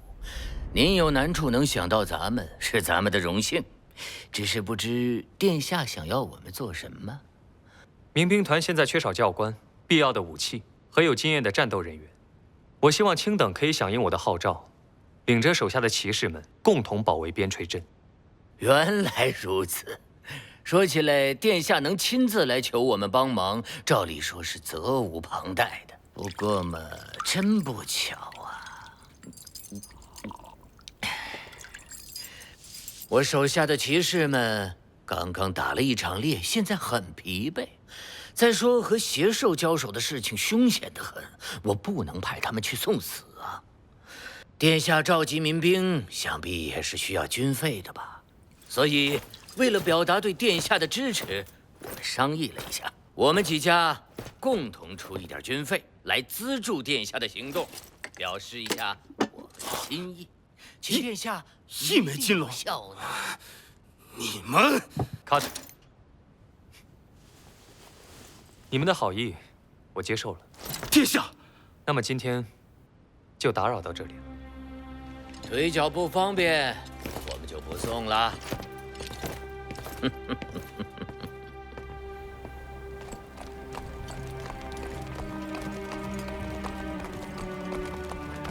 殿下，对不起，是我让殿下蒙羞了。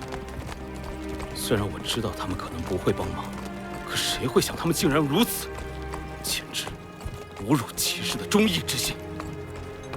不要在意这些，卡特，我早就料到是这样的结果。至少这一枚金龙也够卡尔先生1个月的工钱了，而且这也让我们明白，要想在这里立足，我们不能依靠贵族。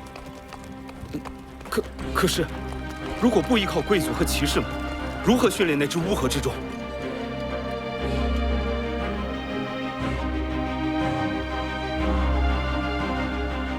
我自有办法。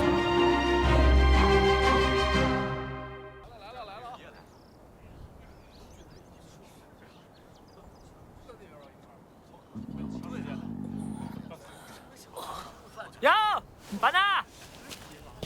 哎，你们怎么来了？你不是也来了1个月25枚银狼海管饭，不来是傻子。再说了，咱不过是给骑士老爷们打杂来，还真能上战场不成？看情势不对我就跑，跑得过你就成。说起来，你要是倒霉挂了，你镇上酒馆那个相好的姑娘怎么办？哎，对对，那个叫薛丽尔的姑娘。废话，老子才不会死在这里呢！明年我就跟她求婚。这不是来赚点钱吗？要不拿什么娶老婆呀？你要是挂了，抚恤金更多。呸！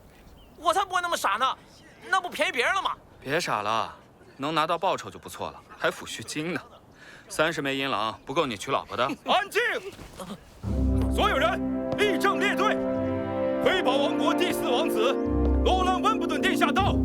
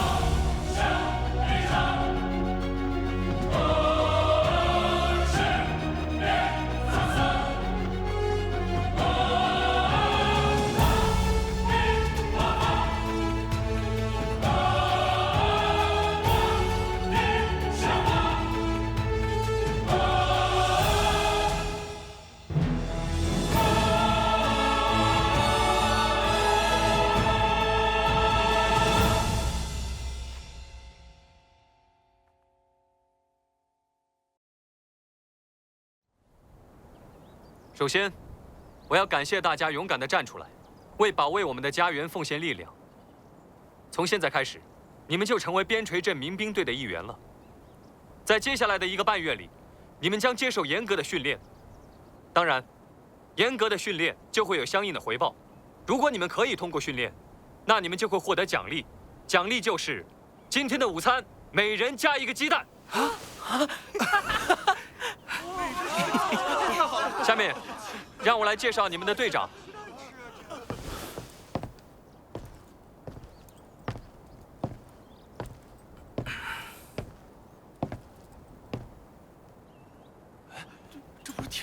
我相信你们大家都认识他。铁斧是最优秀的猎人，他愿意为保卫边陲镇而战，我在此对他表示感谢。我也以罗兰·温布顿之名向大家许诺，凡是训练成绩优异或是在战场上英勇奋战者，不论出身，我都将授予他官职。好了，铁斧，开始训练吧。是，殿下。全体注意，下面开始进行第一项训练内容。站军姿，所有人按照我的姿势保持站立2刻钟，只要可以坚持2刻钟不动，午餐每个人就可以加1个鸡蛋。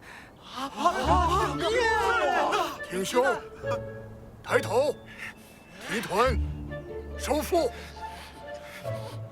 双手垂直，贴近大腿2侧。这么累呀！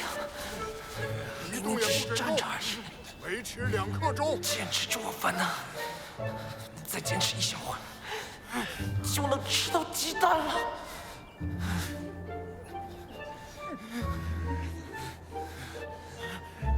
时间到。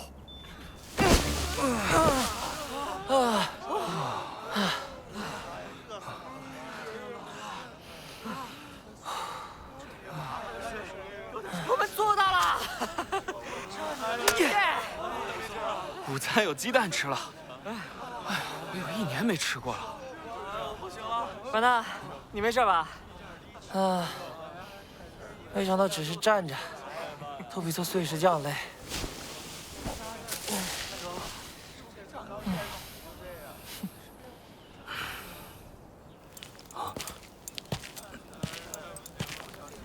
第1轮训练已完成，所有人都完成了训练任务。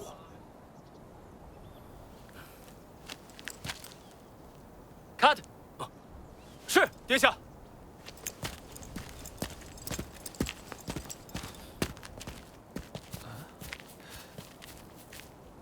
怎么了？不会变卦了，不给鸡蛋吃了吧？你想什么呢？王子答应过的，怎么会反悔呢？嗨，贵族老爷的话，那还不跟放屁一样？王子总不会说话不算话吧？说起来，这个王子很奇怪啊，他居然让铁斧来当队长。他可是一个沙民啊，他们贵族不是很讲究血统吗？铁斧这人还不错了，镇上的猎户就属他本事最大。哎，有时候也真羡慕沙民，有这么一副身板子，站多久也不愁啊！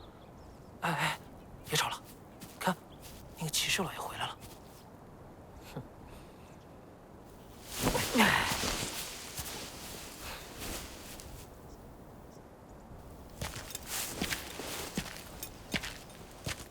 罗兰·温布顿殿下口谕，大家做得很好，辛苦了。今天的午餐，每人加1个鸡蛋。安静！下面殿下还有指示，接下来是第2轮训练，继续站军姿1小时。如果还是没人动，全员午餐再加1个鸡蛋。2个鸡蛋！啊，我的天！2个鸡蛋！但是，只要有1个人没坚持住，那么训练就算失败，全员都不会得到第2颗鸡蛋。这是什么意思啊？贵族老爷的恶搞游戏？可是，只要有1个人没坚持住，我哪知道别人能不能坚持住啊？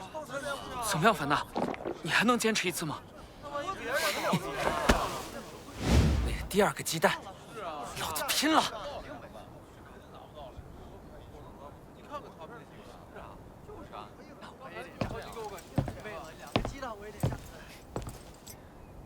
看来你有话对我说啊，卡特。没关系，说吧。殿下，我不会违背您的决定。但是，这群人都是乌合之众。我见过太多次了，上了战场，他们比谁跑得都快。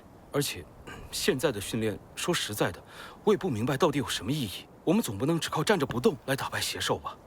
现在贵族和骑士们不站在我们这边，我本想拼上这条命，至少教会这些人拿剑。而且，您真的要这个沙民来做队长吗？他不属于辉宝，甚至不属于大陆王国。用你的方法，2个月里能把他们训练成对抗邪兽的战士吗？这不能。以我的经验，起码要5年。若想要达到骑士标准，还要5年。所以，我并非以战士或骑士的标准来训练他们。我很清楚，仅仅2个月我能做什么，也很快就会见到训练成果。是，殿下。至于铁府的事，女巫也不属于辉宝，但他们都属于边陲镇。再说，这里还不是有你看着的吗？比起杀民，你还是多关心下这个。是。这是之后的安排，以后的训练要严格按此执行。是。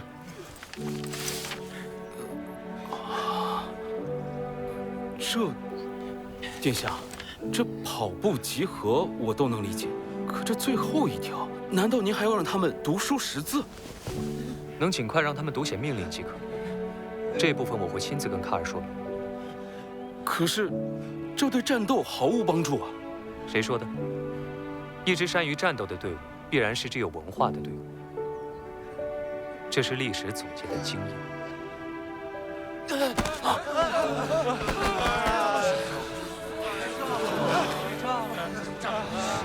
排好队领取午餐，谁也不许抢，保持秩序，每个人都有份。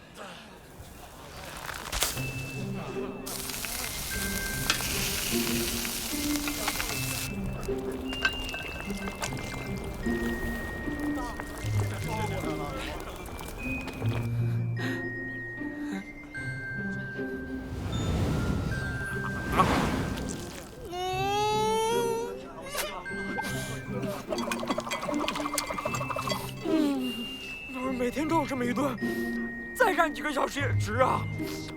可是这样还好，不知道这位王子殿下还会有什么花样。管他的，有的吃，要干什么都行。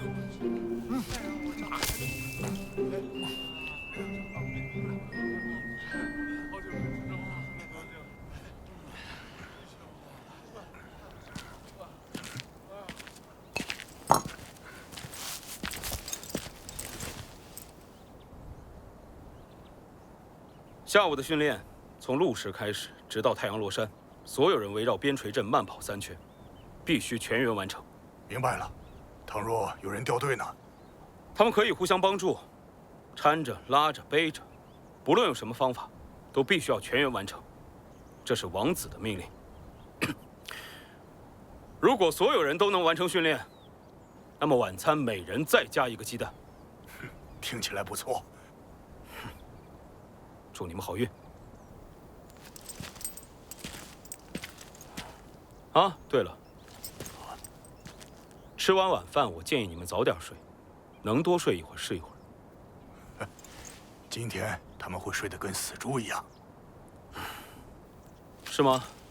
我建议你们最好不要睡得太死。下午的训练内容是从露时开始到太阳落山结束，围绕边陲镇慢跑3圈。你们可以互相帮助，搀着、拉着、背着。中途实在跑不动了，哪怕是休息一会儿，也必须坚持继续跑完3圈。如果所有人都能在太阳落山前完成训练，那么晚餐就再加1个鸡蛋。如果有1个人没能按时完成训练，那么全员都得不到这第3颗鸡蛋。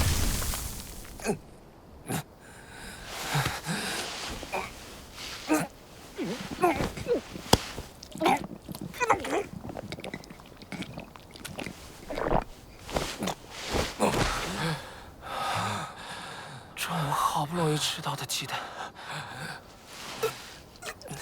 其他人都已经跑过去了吗？可恶！哎呀，好想吃第3颗鸡蛋。可恶！站起来呀！烦呐！烦呐！烦呐！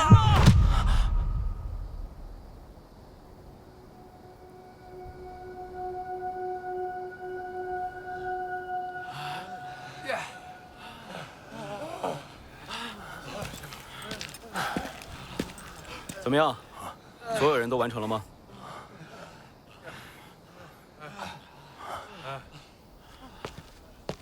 报告，清点过了，还差3个人。你们看，他们回来了！啊，回来了！回来了！回来了！哎！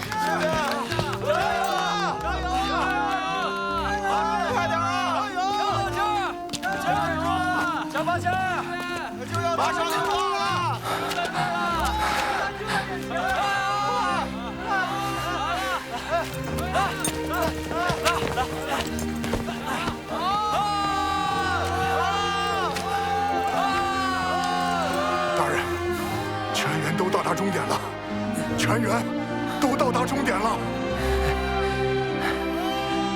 可以认定，全员训练完成。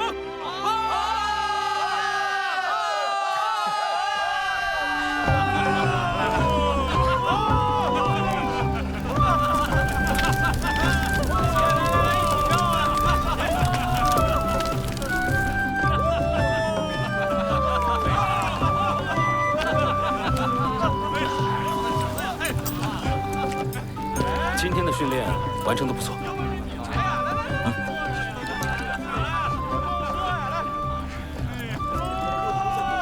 今天晚上还有一次训练。还有一次训练。要好好的睡一觉。晚上训练什么？紧急集合。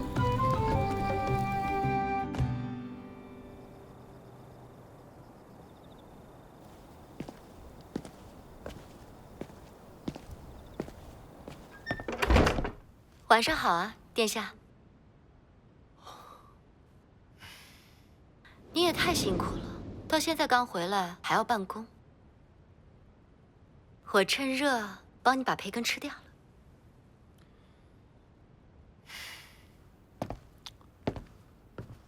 没人教过你在王子面前要注意形象的吗？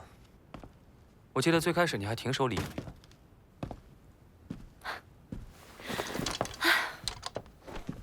像这样吗？不过，你明明要人准备了2人份的晚餐吗？难道不是为我准备的吗？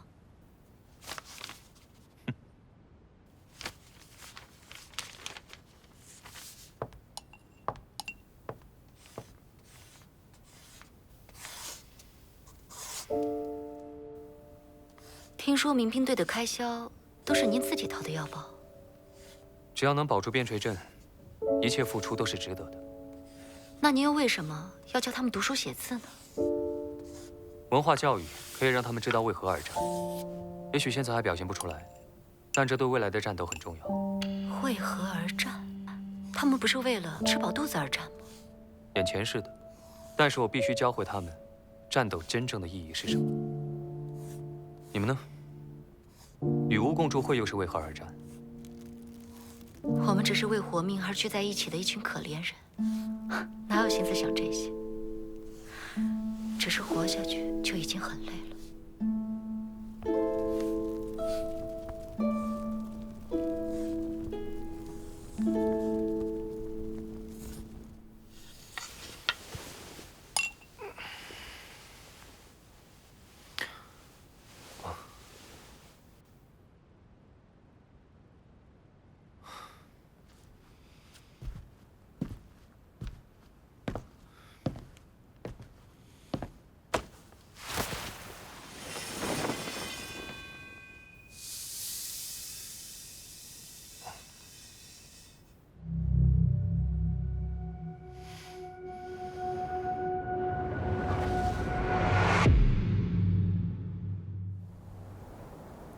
殿下，这就是您说的新武器？这是一种可以远程击杀敌人的武器，叫做火枪。昨天铁匠铺刚刚装好的。远程武器，像弩箭那样的吗？射速比十字弩和弓箭会慢，但胜在射程和威力。我给你们演示一下用法。哦，殿下，这不就是血粉吗？是，但是又不完全是。我用冰芒调整了它的成分比例，可以说是血粉的加强版。我称呼它为火药。现在你们照我说的做，用牙咬开纸包，撒一点火药到托盘上，盖好盖子。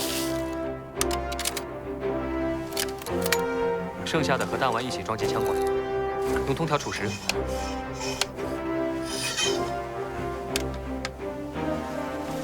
拿起枪，对准我们的目标，用肩膀顶住枪托。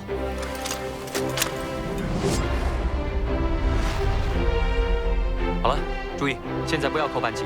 看到枪管上的准星了吗？身体挺直，一点点把手指放到扳机上。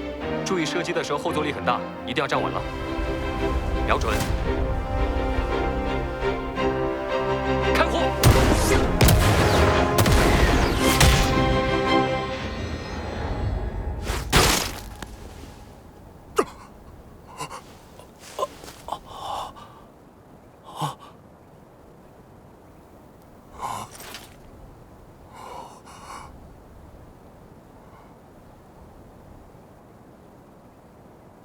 这威力太惊人了！如果当年能有这样一把武器，我那些同伴……殿下，这东西的产量，目前只有这2支。我已经吩咐铁匠铺加工加点，赶在邪魔之月之前，应该还可以再生产2支。哦，我知道你们在想什么。这是一把威力强大的武器，强大到可以改变很多现实。然而，再强大的武器，终究只是工具。对你们来说，最强大的武器，永远是信赖和忠诚。强大的战士才能驾驭强大的武器。它是交给你们使用的，不是用来取代你们的。卡特，铁斧，用它保卫边陲镇，保卫我们的人民。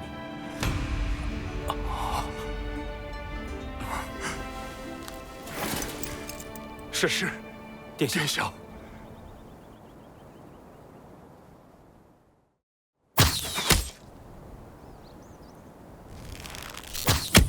哦，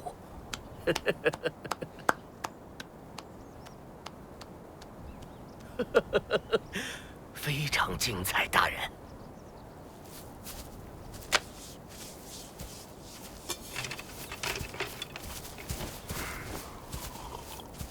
我听说那小子到你那儿登门拜访。是的，大人，他想要征召我们为他卖命，简直是白日做梦。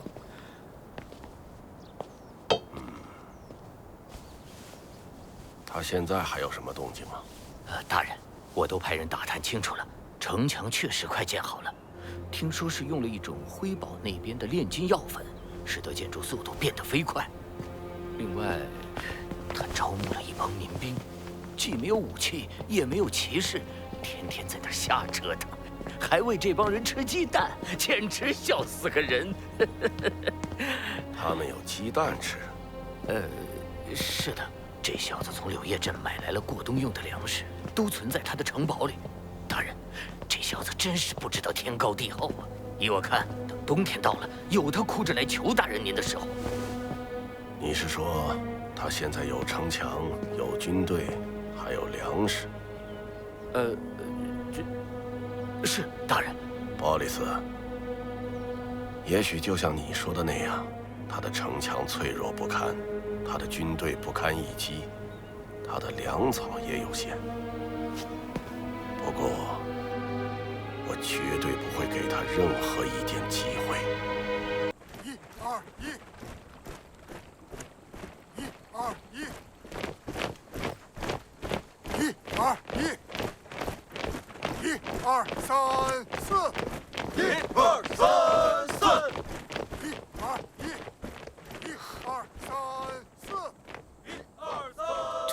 真想不到，民兵队居然也有模有样了。铁斧还挺有本事的。布莱恩，我觉得你应该加入民兵队。你说什么？你本事大，剑术、骑术都很好。我相信，如果你加入民兵队，你不会比铁斧差的。我相信，以你的本事，一定能获得王子的赏识。你不是一直想成为骑士吗？我觉得这是一个机会。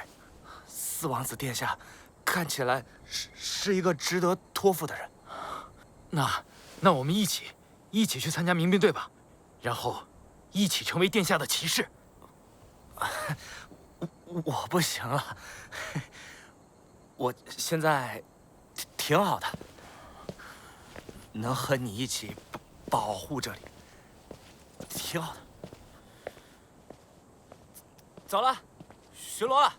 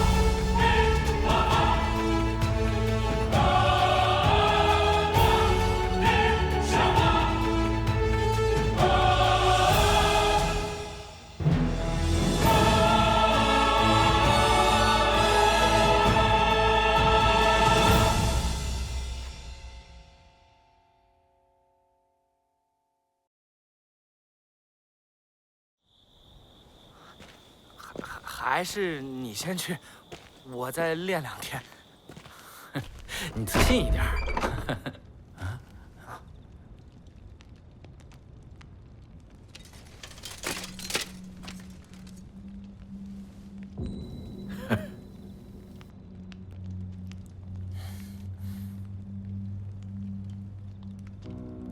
你们怎么都没有睡觉？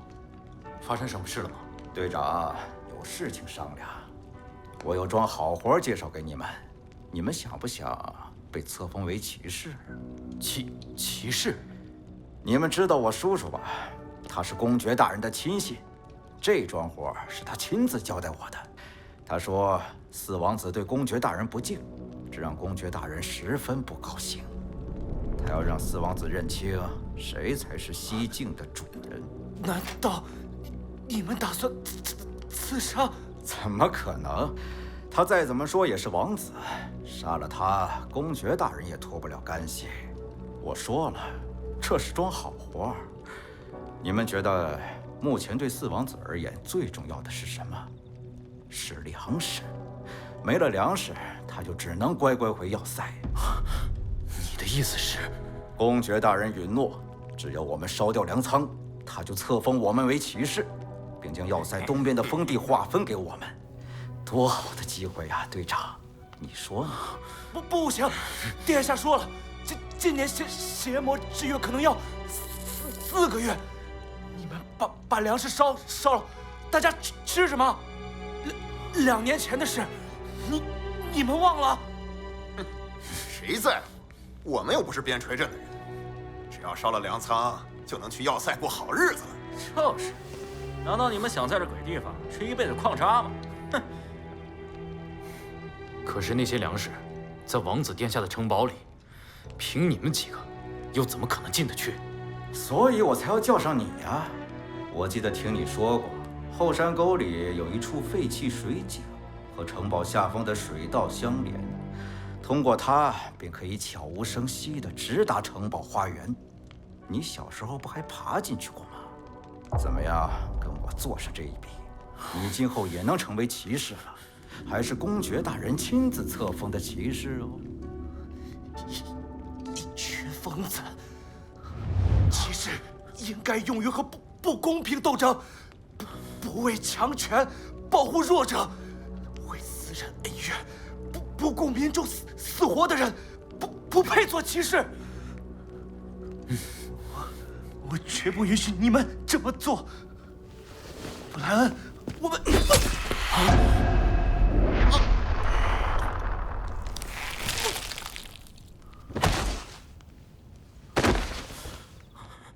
灰狗，灰狗，灰狗！现在明白该怎么做了吧？走吧，队长大人。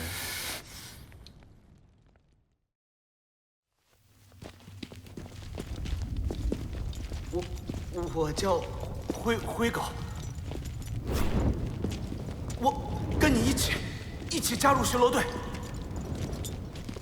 布莱恩，我也被选为队长了，咱们一起去点烽火台。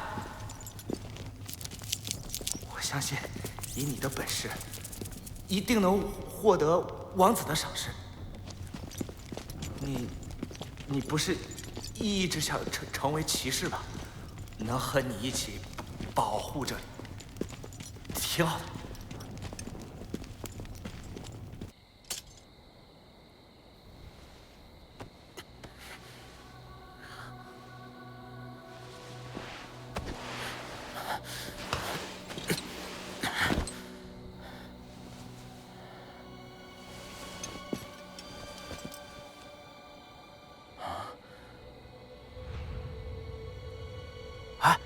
什么玩意儿？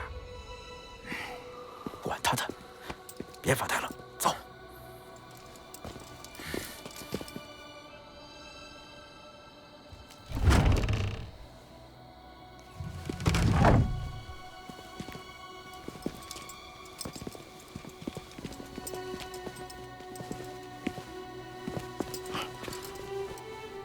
快，过来！你不是来过吗？仓库在那儿。穿过前面的门，转个弯就是厨房。仓库应该就在厨房的地下吧？我警告你，别耍花样，走。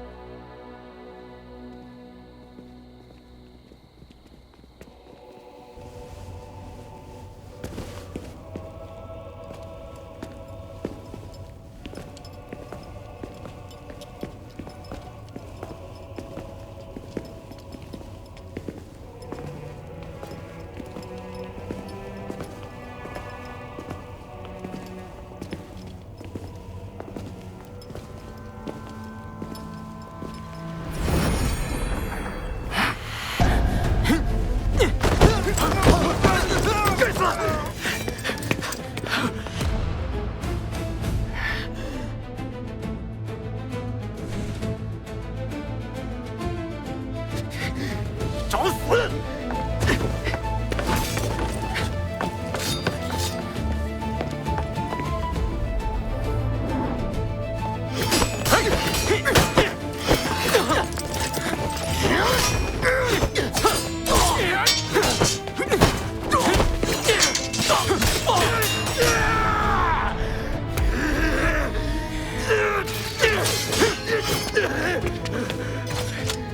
那我们一起去参加民兵队吧，然后一起成为殿下的骑士。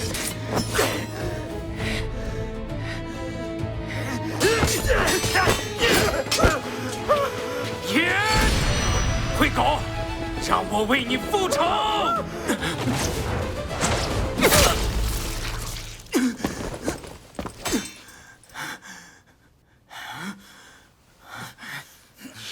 你不是巡逻队的人，你是什么人？毒蛇大人，多亏你出手。废物，这么多人都搞不定一个，还要我出手？你就是长歌要塞那个有名的骑士毒蛇，是莱恩公爵派你来的。没错，而你会死在这里，成为放火烧粮的凶手。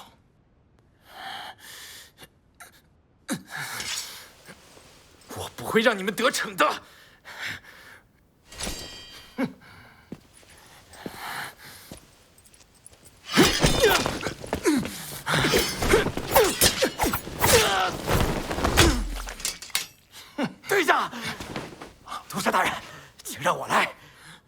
知道伤到我的代价。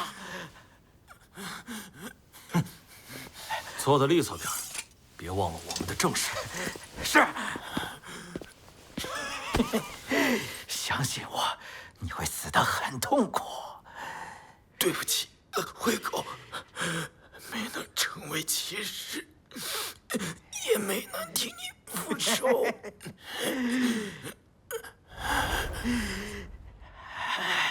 喂，在别人家里打得这么热闹，只怕不太合适。什么人？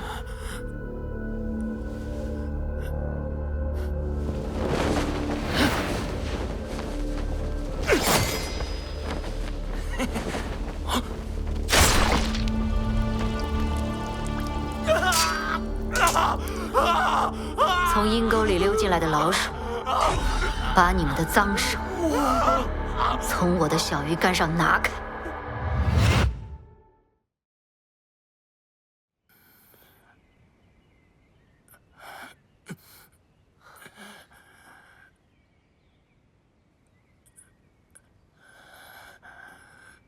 你醒了，殿下。不要动，你的伤还没完全好。殿下，我这是……你的事迹我也知晓了，布莱恩。你救了边陲镇的粮食，也是边陲镇的英雄。我代表整个边陲镇的居民，向你表示感谢。殿下，不，我的朋友灰狗才是真正的英雄。我明白，希尔斯梅德，也就是凶巴，一进刑房就交代了所有的罪行。你放心，灰狗会得到一个合乎他身份的葬礼，他的家人，我也会妥善安置，今后不用再为生活担忧了。谢谢你，殿下。殿下，凶巴他还活着。我们抓住了2个活口，一个就是凶巴，还有1名长歌要塞的骑士，他们都已经招供了。你先好好休息，我以温布顿之名向你保证，凶手一定会得到应有的惩罚。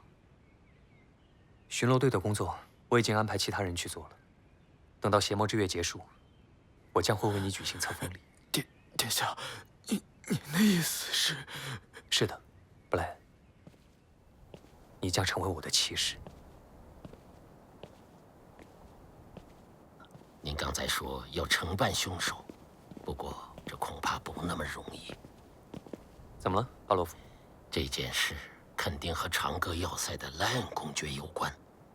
那个断掉手臂的人，是莱恩公爵身边的骑士，绰号叫毒蛇。还有那个叫希尔斯的家伙，虽然只是个平民，但是他远房叔叔就是包利斯男爵，多少也是有一点贵族的关系。他们此次联手来烧粮，定然是莱恩公爵的命令。这些人闯入殿下的城堡，还意图烧粮，按理是要处以极刑的。但是不论是要塞的骑士，还是男爵的亲戚，都是可以花钱买赎罪券的。而且，如果他们真是公爵派来的，公爵必然不会坐视不管。你的意见是什么？依我看，不妨静观其变。他们行动失败了，要塞应该马上就会有动作。殿下，包利斯男爵求见。卡特，去把娜娜瓦接来，为布莱恩治伤，注意避人耳目。是，殿下。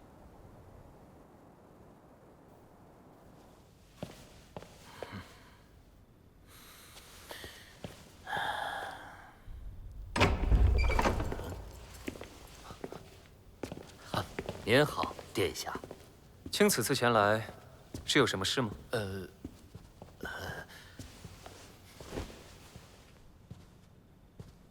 说吧。殿下，我想替我的侄子冒犯了殿下而向您道歉。你的侄子？是的，殿下。希尔斯是我的远房侄子，他是个本分尽责的巡逻队员。听说他昏了头，竟然在巡逻队长的命令下潜入殿下的城堡，做出这种傻事。我回去定要好好责罚他。我这几天又筹了一些金龙，我给殿下带来了，作为他的赎罪金。另外，我听说一起被捕的还有一位骑士，这位骑士是长歌公爵的侍卫队长，这次不知道怎么竟然也被卷入到这场意外中。如果可以的话，这次也想一起替他赎罪。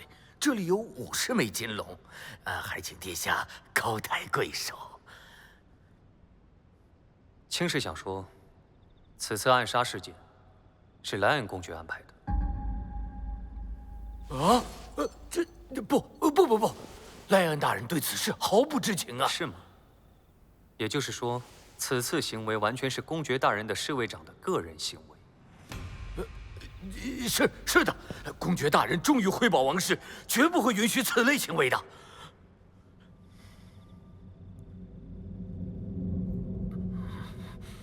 我选择相信公爵大人的忠诚，同时也理解卿爱惜子侄的心情。我会将此事件视作他们的个人行为，到此为止。感谢您的理解，殿下。那我是不是可以？那么，作为对公爵大人忠诚的回报，我将来替你们清理门户。巴洛夫，是殿下。长歌要塞所属骑士毒蛇，伙同边陲镇巡逻队员希尔斯梅德，绰号凶巴，谋杀同伴，潜入宫殿，企图暗杀辉宝国第4王子未遂，证据确凿，判处绞刑，立即执行。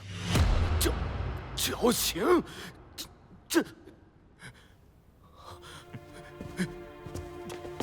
可是殿下，以神的名义，贵族的罪是可以赦免的。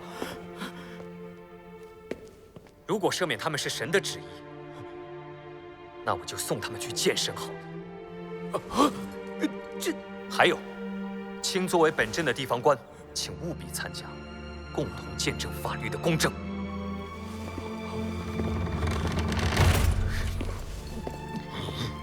今天，我们处死了2名罪大恶极的犯人。昨天夜里，他们试图刺杀我，还带人潜入粮仓，打算烧掉大家过冬的粮食。但所幸被布莱恩和灰狗及时发现，多亏2人的顽强抵抗，我们的粮食才没有被烧毁。然而，他们一个身负重伤，另一个则在战斗中英勇牺牲了。有的人的死轻如鸿毛，有的人的死则重如泰山。恶人既已得到严惩，英雄的牺牲更应得到大家的尊重和悼念。我会封2名英雄为骑士，并且为灰狗先生举行盛大的葬礼。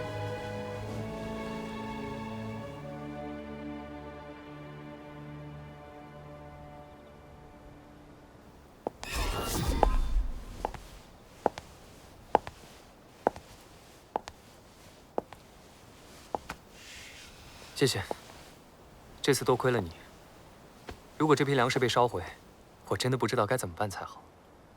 没什么，我在你这里蹭饭嘛，帮你也是在帮我自己。没想到你身手这么好，卡特今天追问了我好久，是不是私底下有股神秘的高手？你怎么说的？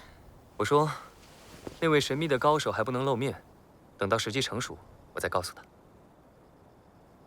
我并不比你的首席骑士更厉害，只是有点属于女巫自己的防身小技巧吧。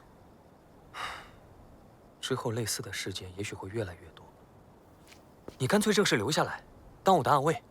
我给你1个月2枚金龙，做午休2，带薪年假怎么样？啊，带薪年假？就是每年都可以有几天边休息边拿薪水。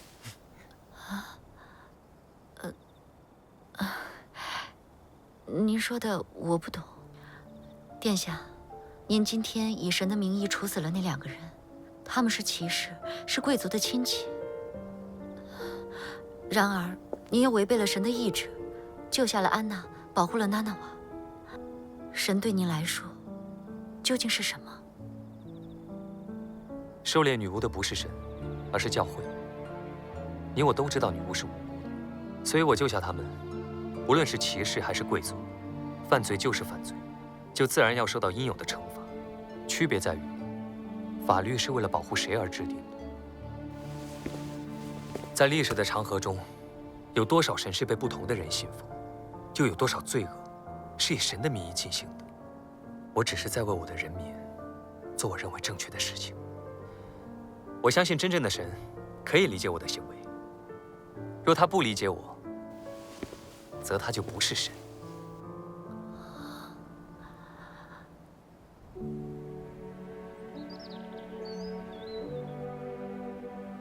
灰狗，我来看你了。我实现了梦想，待到邪魔之约结束，四王子殿下便会为我举办册封礼。说起来，你还不知道，殿下告诉我，是女巫用神奇的力量救了我。他还说，女巫会和我们一起抵御邪兽，保卫边陲镇。我将连你的那份义气挥舞长剑，守卫这个小镇。那么，再见了，我的朋友。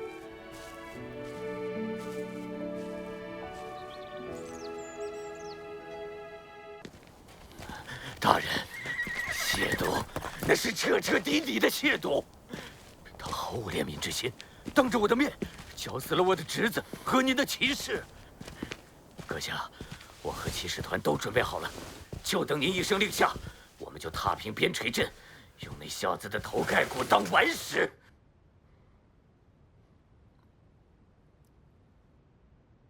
你是不是要说什么？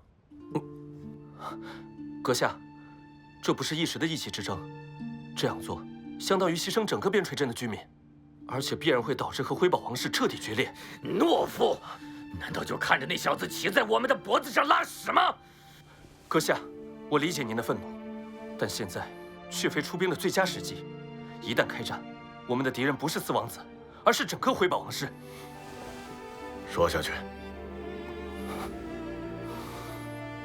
如果一定要这样做的话，我有3个建议。第一，坚壁清野，以保护民众的名义，将周边的人口、物资、粮食尽数迁入要塞内，断绝四王子的补给。第二，布防要冲，一旦对边陲镇用兵，就相当于对辉宝王室的宣战。我们必须要提防北方寒风岭大王子戈隆的部队，阻其南下增援。第三，整军备战，但是要以每年例行骑士团扫讨邪兽为名。现在还不可以打草惊蛇，邪魔之月马上就要来了，现在贸然出兵，我们的一切都还没有准备好。边陲镇可是备战几个月了，如果不能一战成功，拖久了辉宝领兵来救，我们将腹背受敌。不如等邪魔之夜结束，我们再派骑士团进攻，也许还可以把四王子的死因归结到邪兽的入侵上。就按你说的，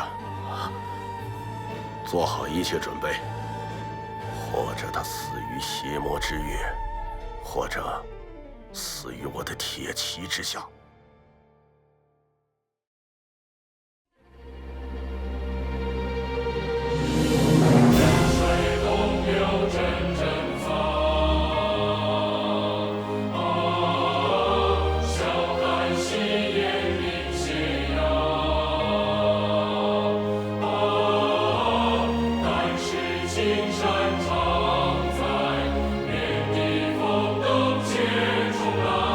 从此。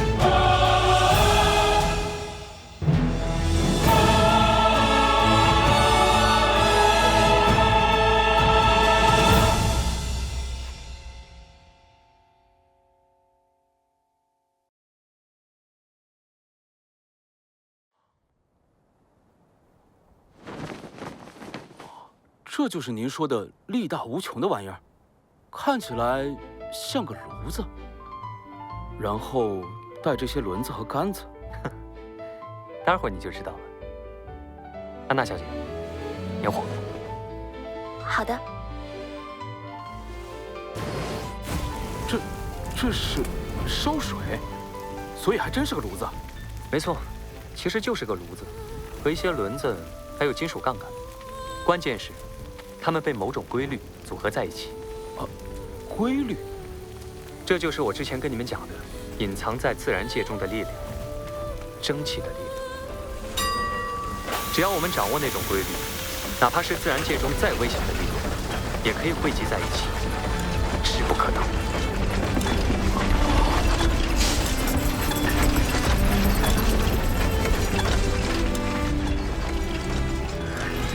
殿下，这东西叫什么？我称呼它为蒸汽机。这是第一台，我们就叫它蒸汽1号好。蒸汽1号，那以后还会有2号、3号了。是啊，你还记得焊接的方法吧？嗯，交给我吧。好的。好的。是，殿下。你怎么看？殿下，这力量真是太惊人了。您说它能取代人力和畜力，我现在相信了。这么大的力量，只怕10个骑士都难以抵挡。培养一名合格的骑士需要15年，制造一台这样的铁炉却只需3天，算上铁匠打造零件的时间，也不过1个星期。殿下，这样一来，我们骑士还有必要存在吗？你又来，他将取代的是马，不是人。你不是也跟我说过吗？骑士是一种精神传承，骑着马匹冲锋不过是一种形式。骑士永远都是骑士，火枪代替是你们的弓箭和长矛，而蒸汽机将会成为你们新的铁器。是，殿下。而且我现在还不会把它投入军事领域了，我打算先把它投放到北面的矿山去，它会大幅增加我们的矿石产出效率。配合安娜小姐的能力，我们的生产力会得到质的提升。卡特，你现在就领人往矿山内铺设铁轨，然后把绳索固定在蒸汽机上，送它进矿山工作。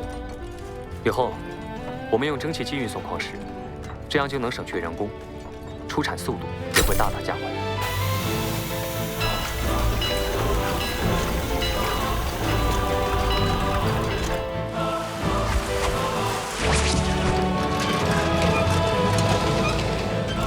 不过蒸汽看似柔和，实则杀伤力很大，一旦被烫伤，后果不堪设想。所以，给蒸汽机排气前，务必大声提醒，清散周围的人。为了大家的安全，我们必须牢记这一点。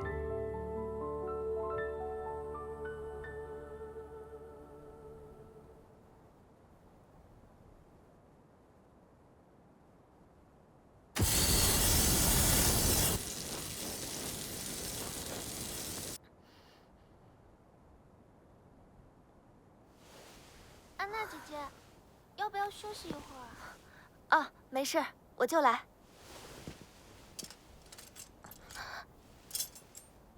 姐姐，啊，你不害怕吗？害怕什么？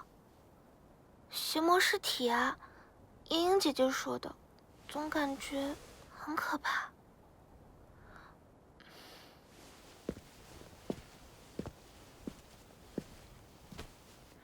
啊，没关系的，我们一定会挺过去。我不知道，我可不像你那么坚强。我并没有多么坚强，我曾经觉得死亡就是我的命运，直到我找到了继续活下去的理由。你也一定会遇到让你想要活下去的理由，哪怕是挣扎着活下去。要是我也能帮到姐姐和王子殿下就好了。潘小姐。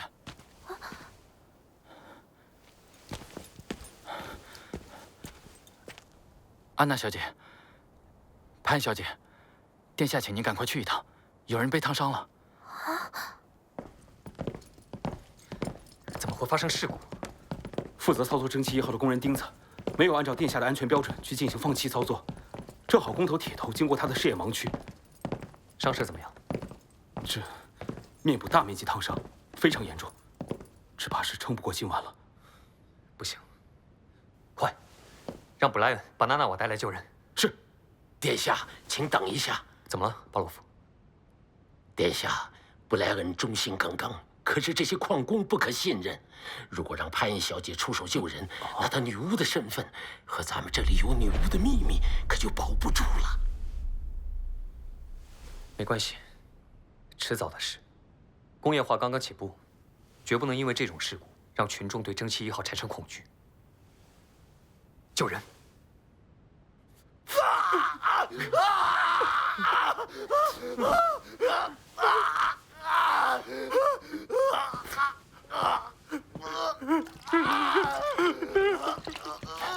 殿下，潘恩小姐到了，娜娜瓦，快进来。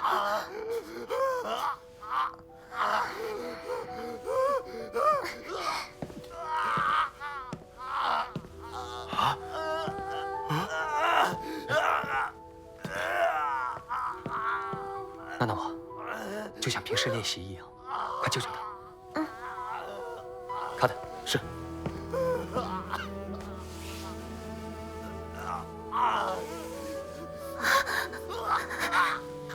没关系，就像治疗小动物一样。加油啊，娜娜瓦！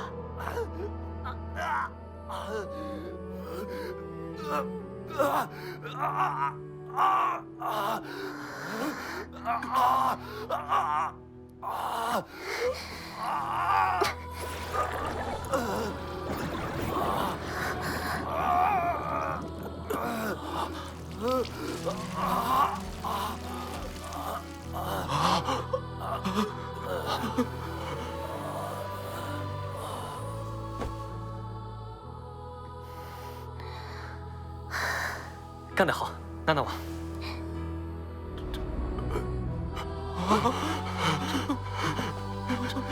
这是魔鬼的力量，女巫，是女巫。没错，女巫怎么了？我也不想再瞒你们了。教会所说的都是谎言。女巫不仅是无害的，而且是我们的伙伴。女巫将同我们一起保卫边陲镇，保卫你们大家。你们还在怕什么？娜娜瓦小姐救了她的命，也救了我的命。睁开眼睛看看吧，我们中有谁被女巫伤害过吗？真正伤害我们的，是那些贵族，是教会。娜娜瓦，娜娜瓦，殿下，殿下，不好了，殿下！潘恩小姐的父亲提库潘恩男爵闯进城堡了，看样子他已经知道潘恩小姐女巫的身份了。我去找娜娜瓦，殿下专心去处理事情吧。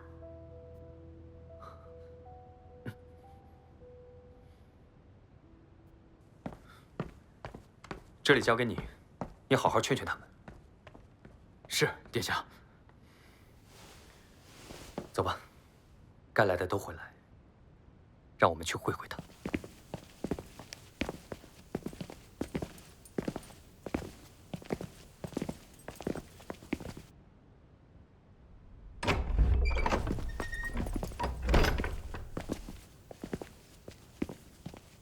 殿下，我的女儿在哪里？潘恩男爵，初次见面。少说废话！我知道我的女儿在这里。殿下，请马上带我的女儿出来，把她交给我。潘恩男爵，请保持贵族应有的礼节。你是在和王子殿下说话。我知道娜娜瓦在这里，殿下自身的行为已经超过了贵族能够容忍的界限。请立刻把她交给我。卫兵，潘恩男爵，放下你的剑。卡特兰尼斯，早就听说过你，不过这里可不是灰堡。殿下小心！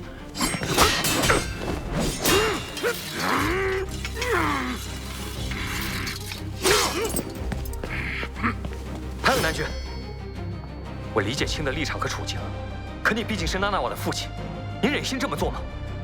正是因为我是他的父亲，才会这样做。你知道教会要对他做什么吗？我才不会管教会怎么想。女巫是无辜的，女巫又怎么样？我不会让任何人伤害我的女儿。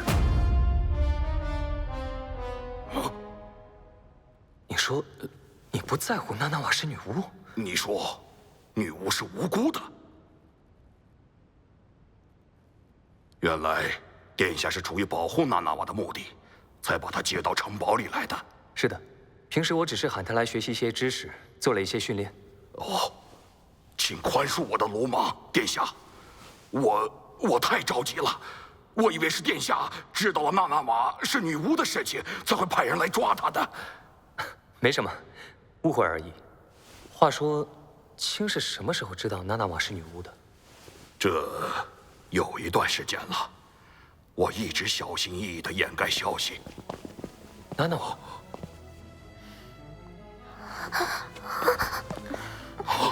娜娜瓦，快到爸爸这里来！您会把我卖给教会吗？哦，你在说什么呀，傻孩子？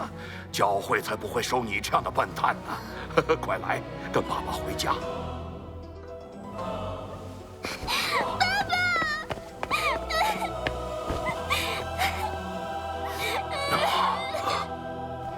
好了好了，爸爸才不会把你交给任何人呢。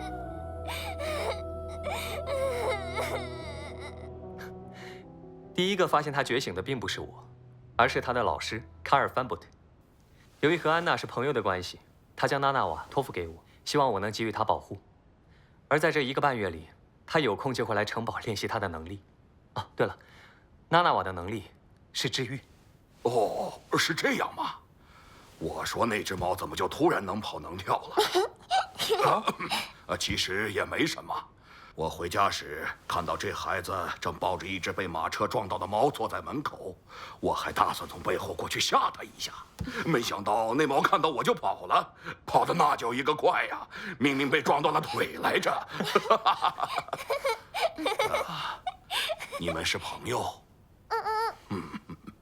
卿看起来并不认为女巫是被魔鬼引诱的邪恶者。我的女儿当然不是什么邪恶者，不管她变成了什么。这一点毫无疑问，我也不这么认为。娜娜瓦的能力对于伤者来说意义非凡。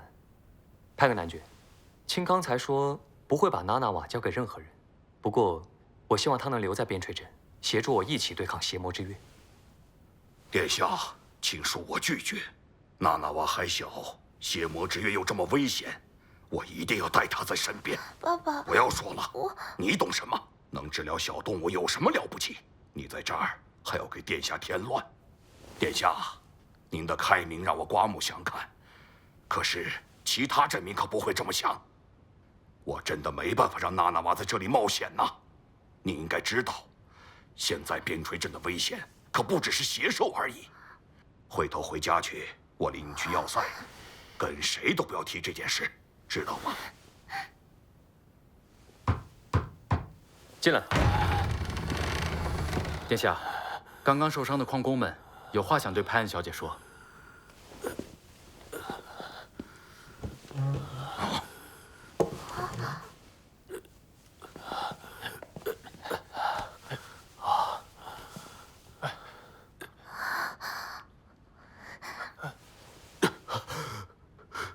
赞美真神，派恩小姐，感谢你的救命之恩呐！布莱恩大人都跟我们说了，我们之前都是上了教会的当，是派恩小姐的女巫之力救了我们。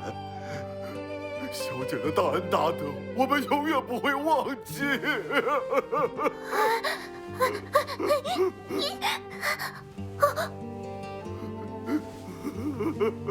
派恩小姐就是我的女神啊！不用客气，能帮到大家，我很高兴。派恩小姐。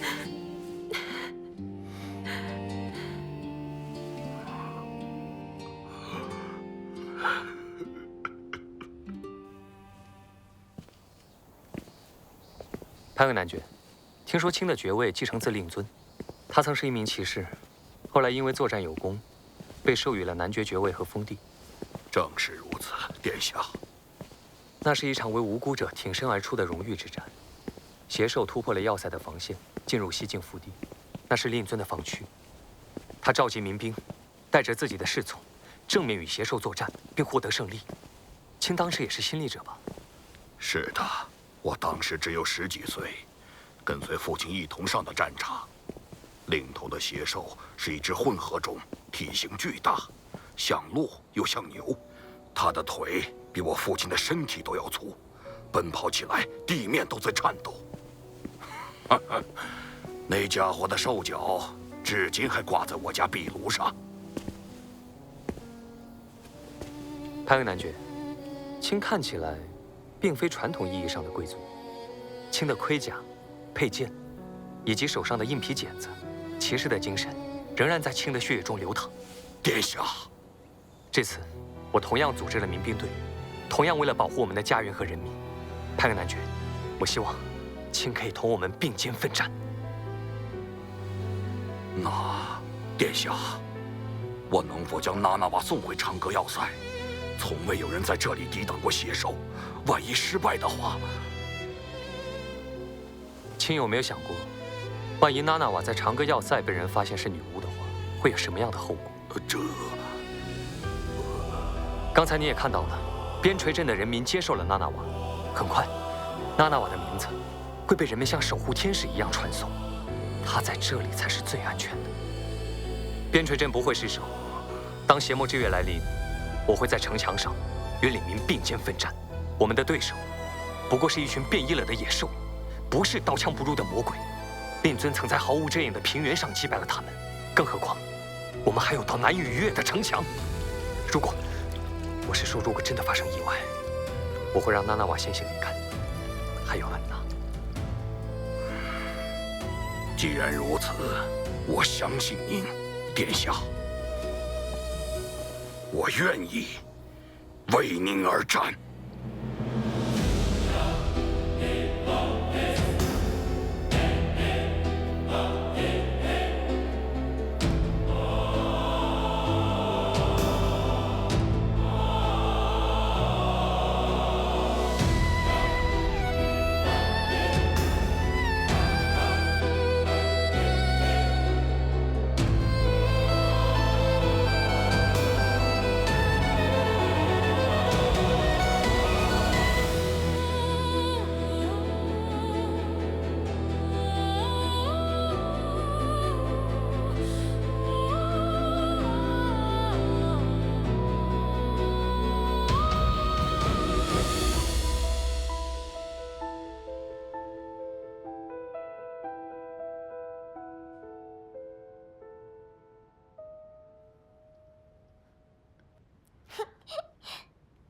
晚上好啊，安娜、娜娜瓦。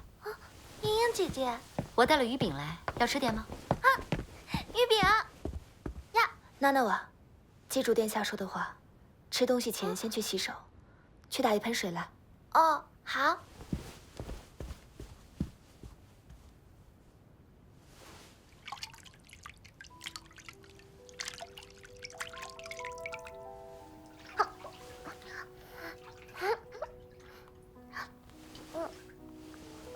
安娜，你真的不跟我回去吗？那里有很多姐妹，她们会好好照顾你的。绝境山脉虽然物资不多，可大家都是一家人，为了相同的目的聚集在一起。活在谜域中，可以看见魔力的轮廓。你的体内蕴藏着我从未见过的巨大魔力。这个冬天，我怕你自己撑不过去。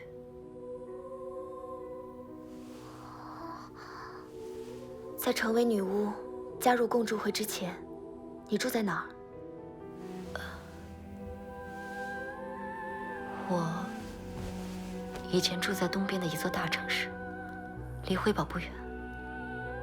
那时候，你过得开心吗？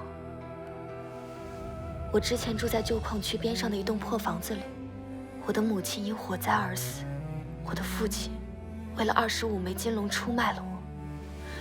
是殿下将我带出了牢笼，在这里，我过得很开心，很充实。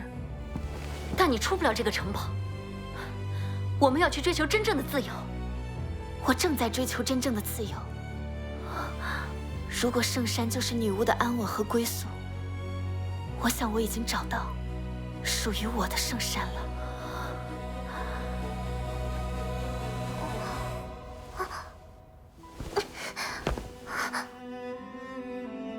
安娜姐姐，快看！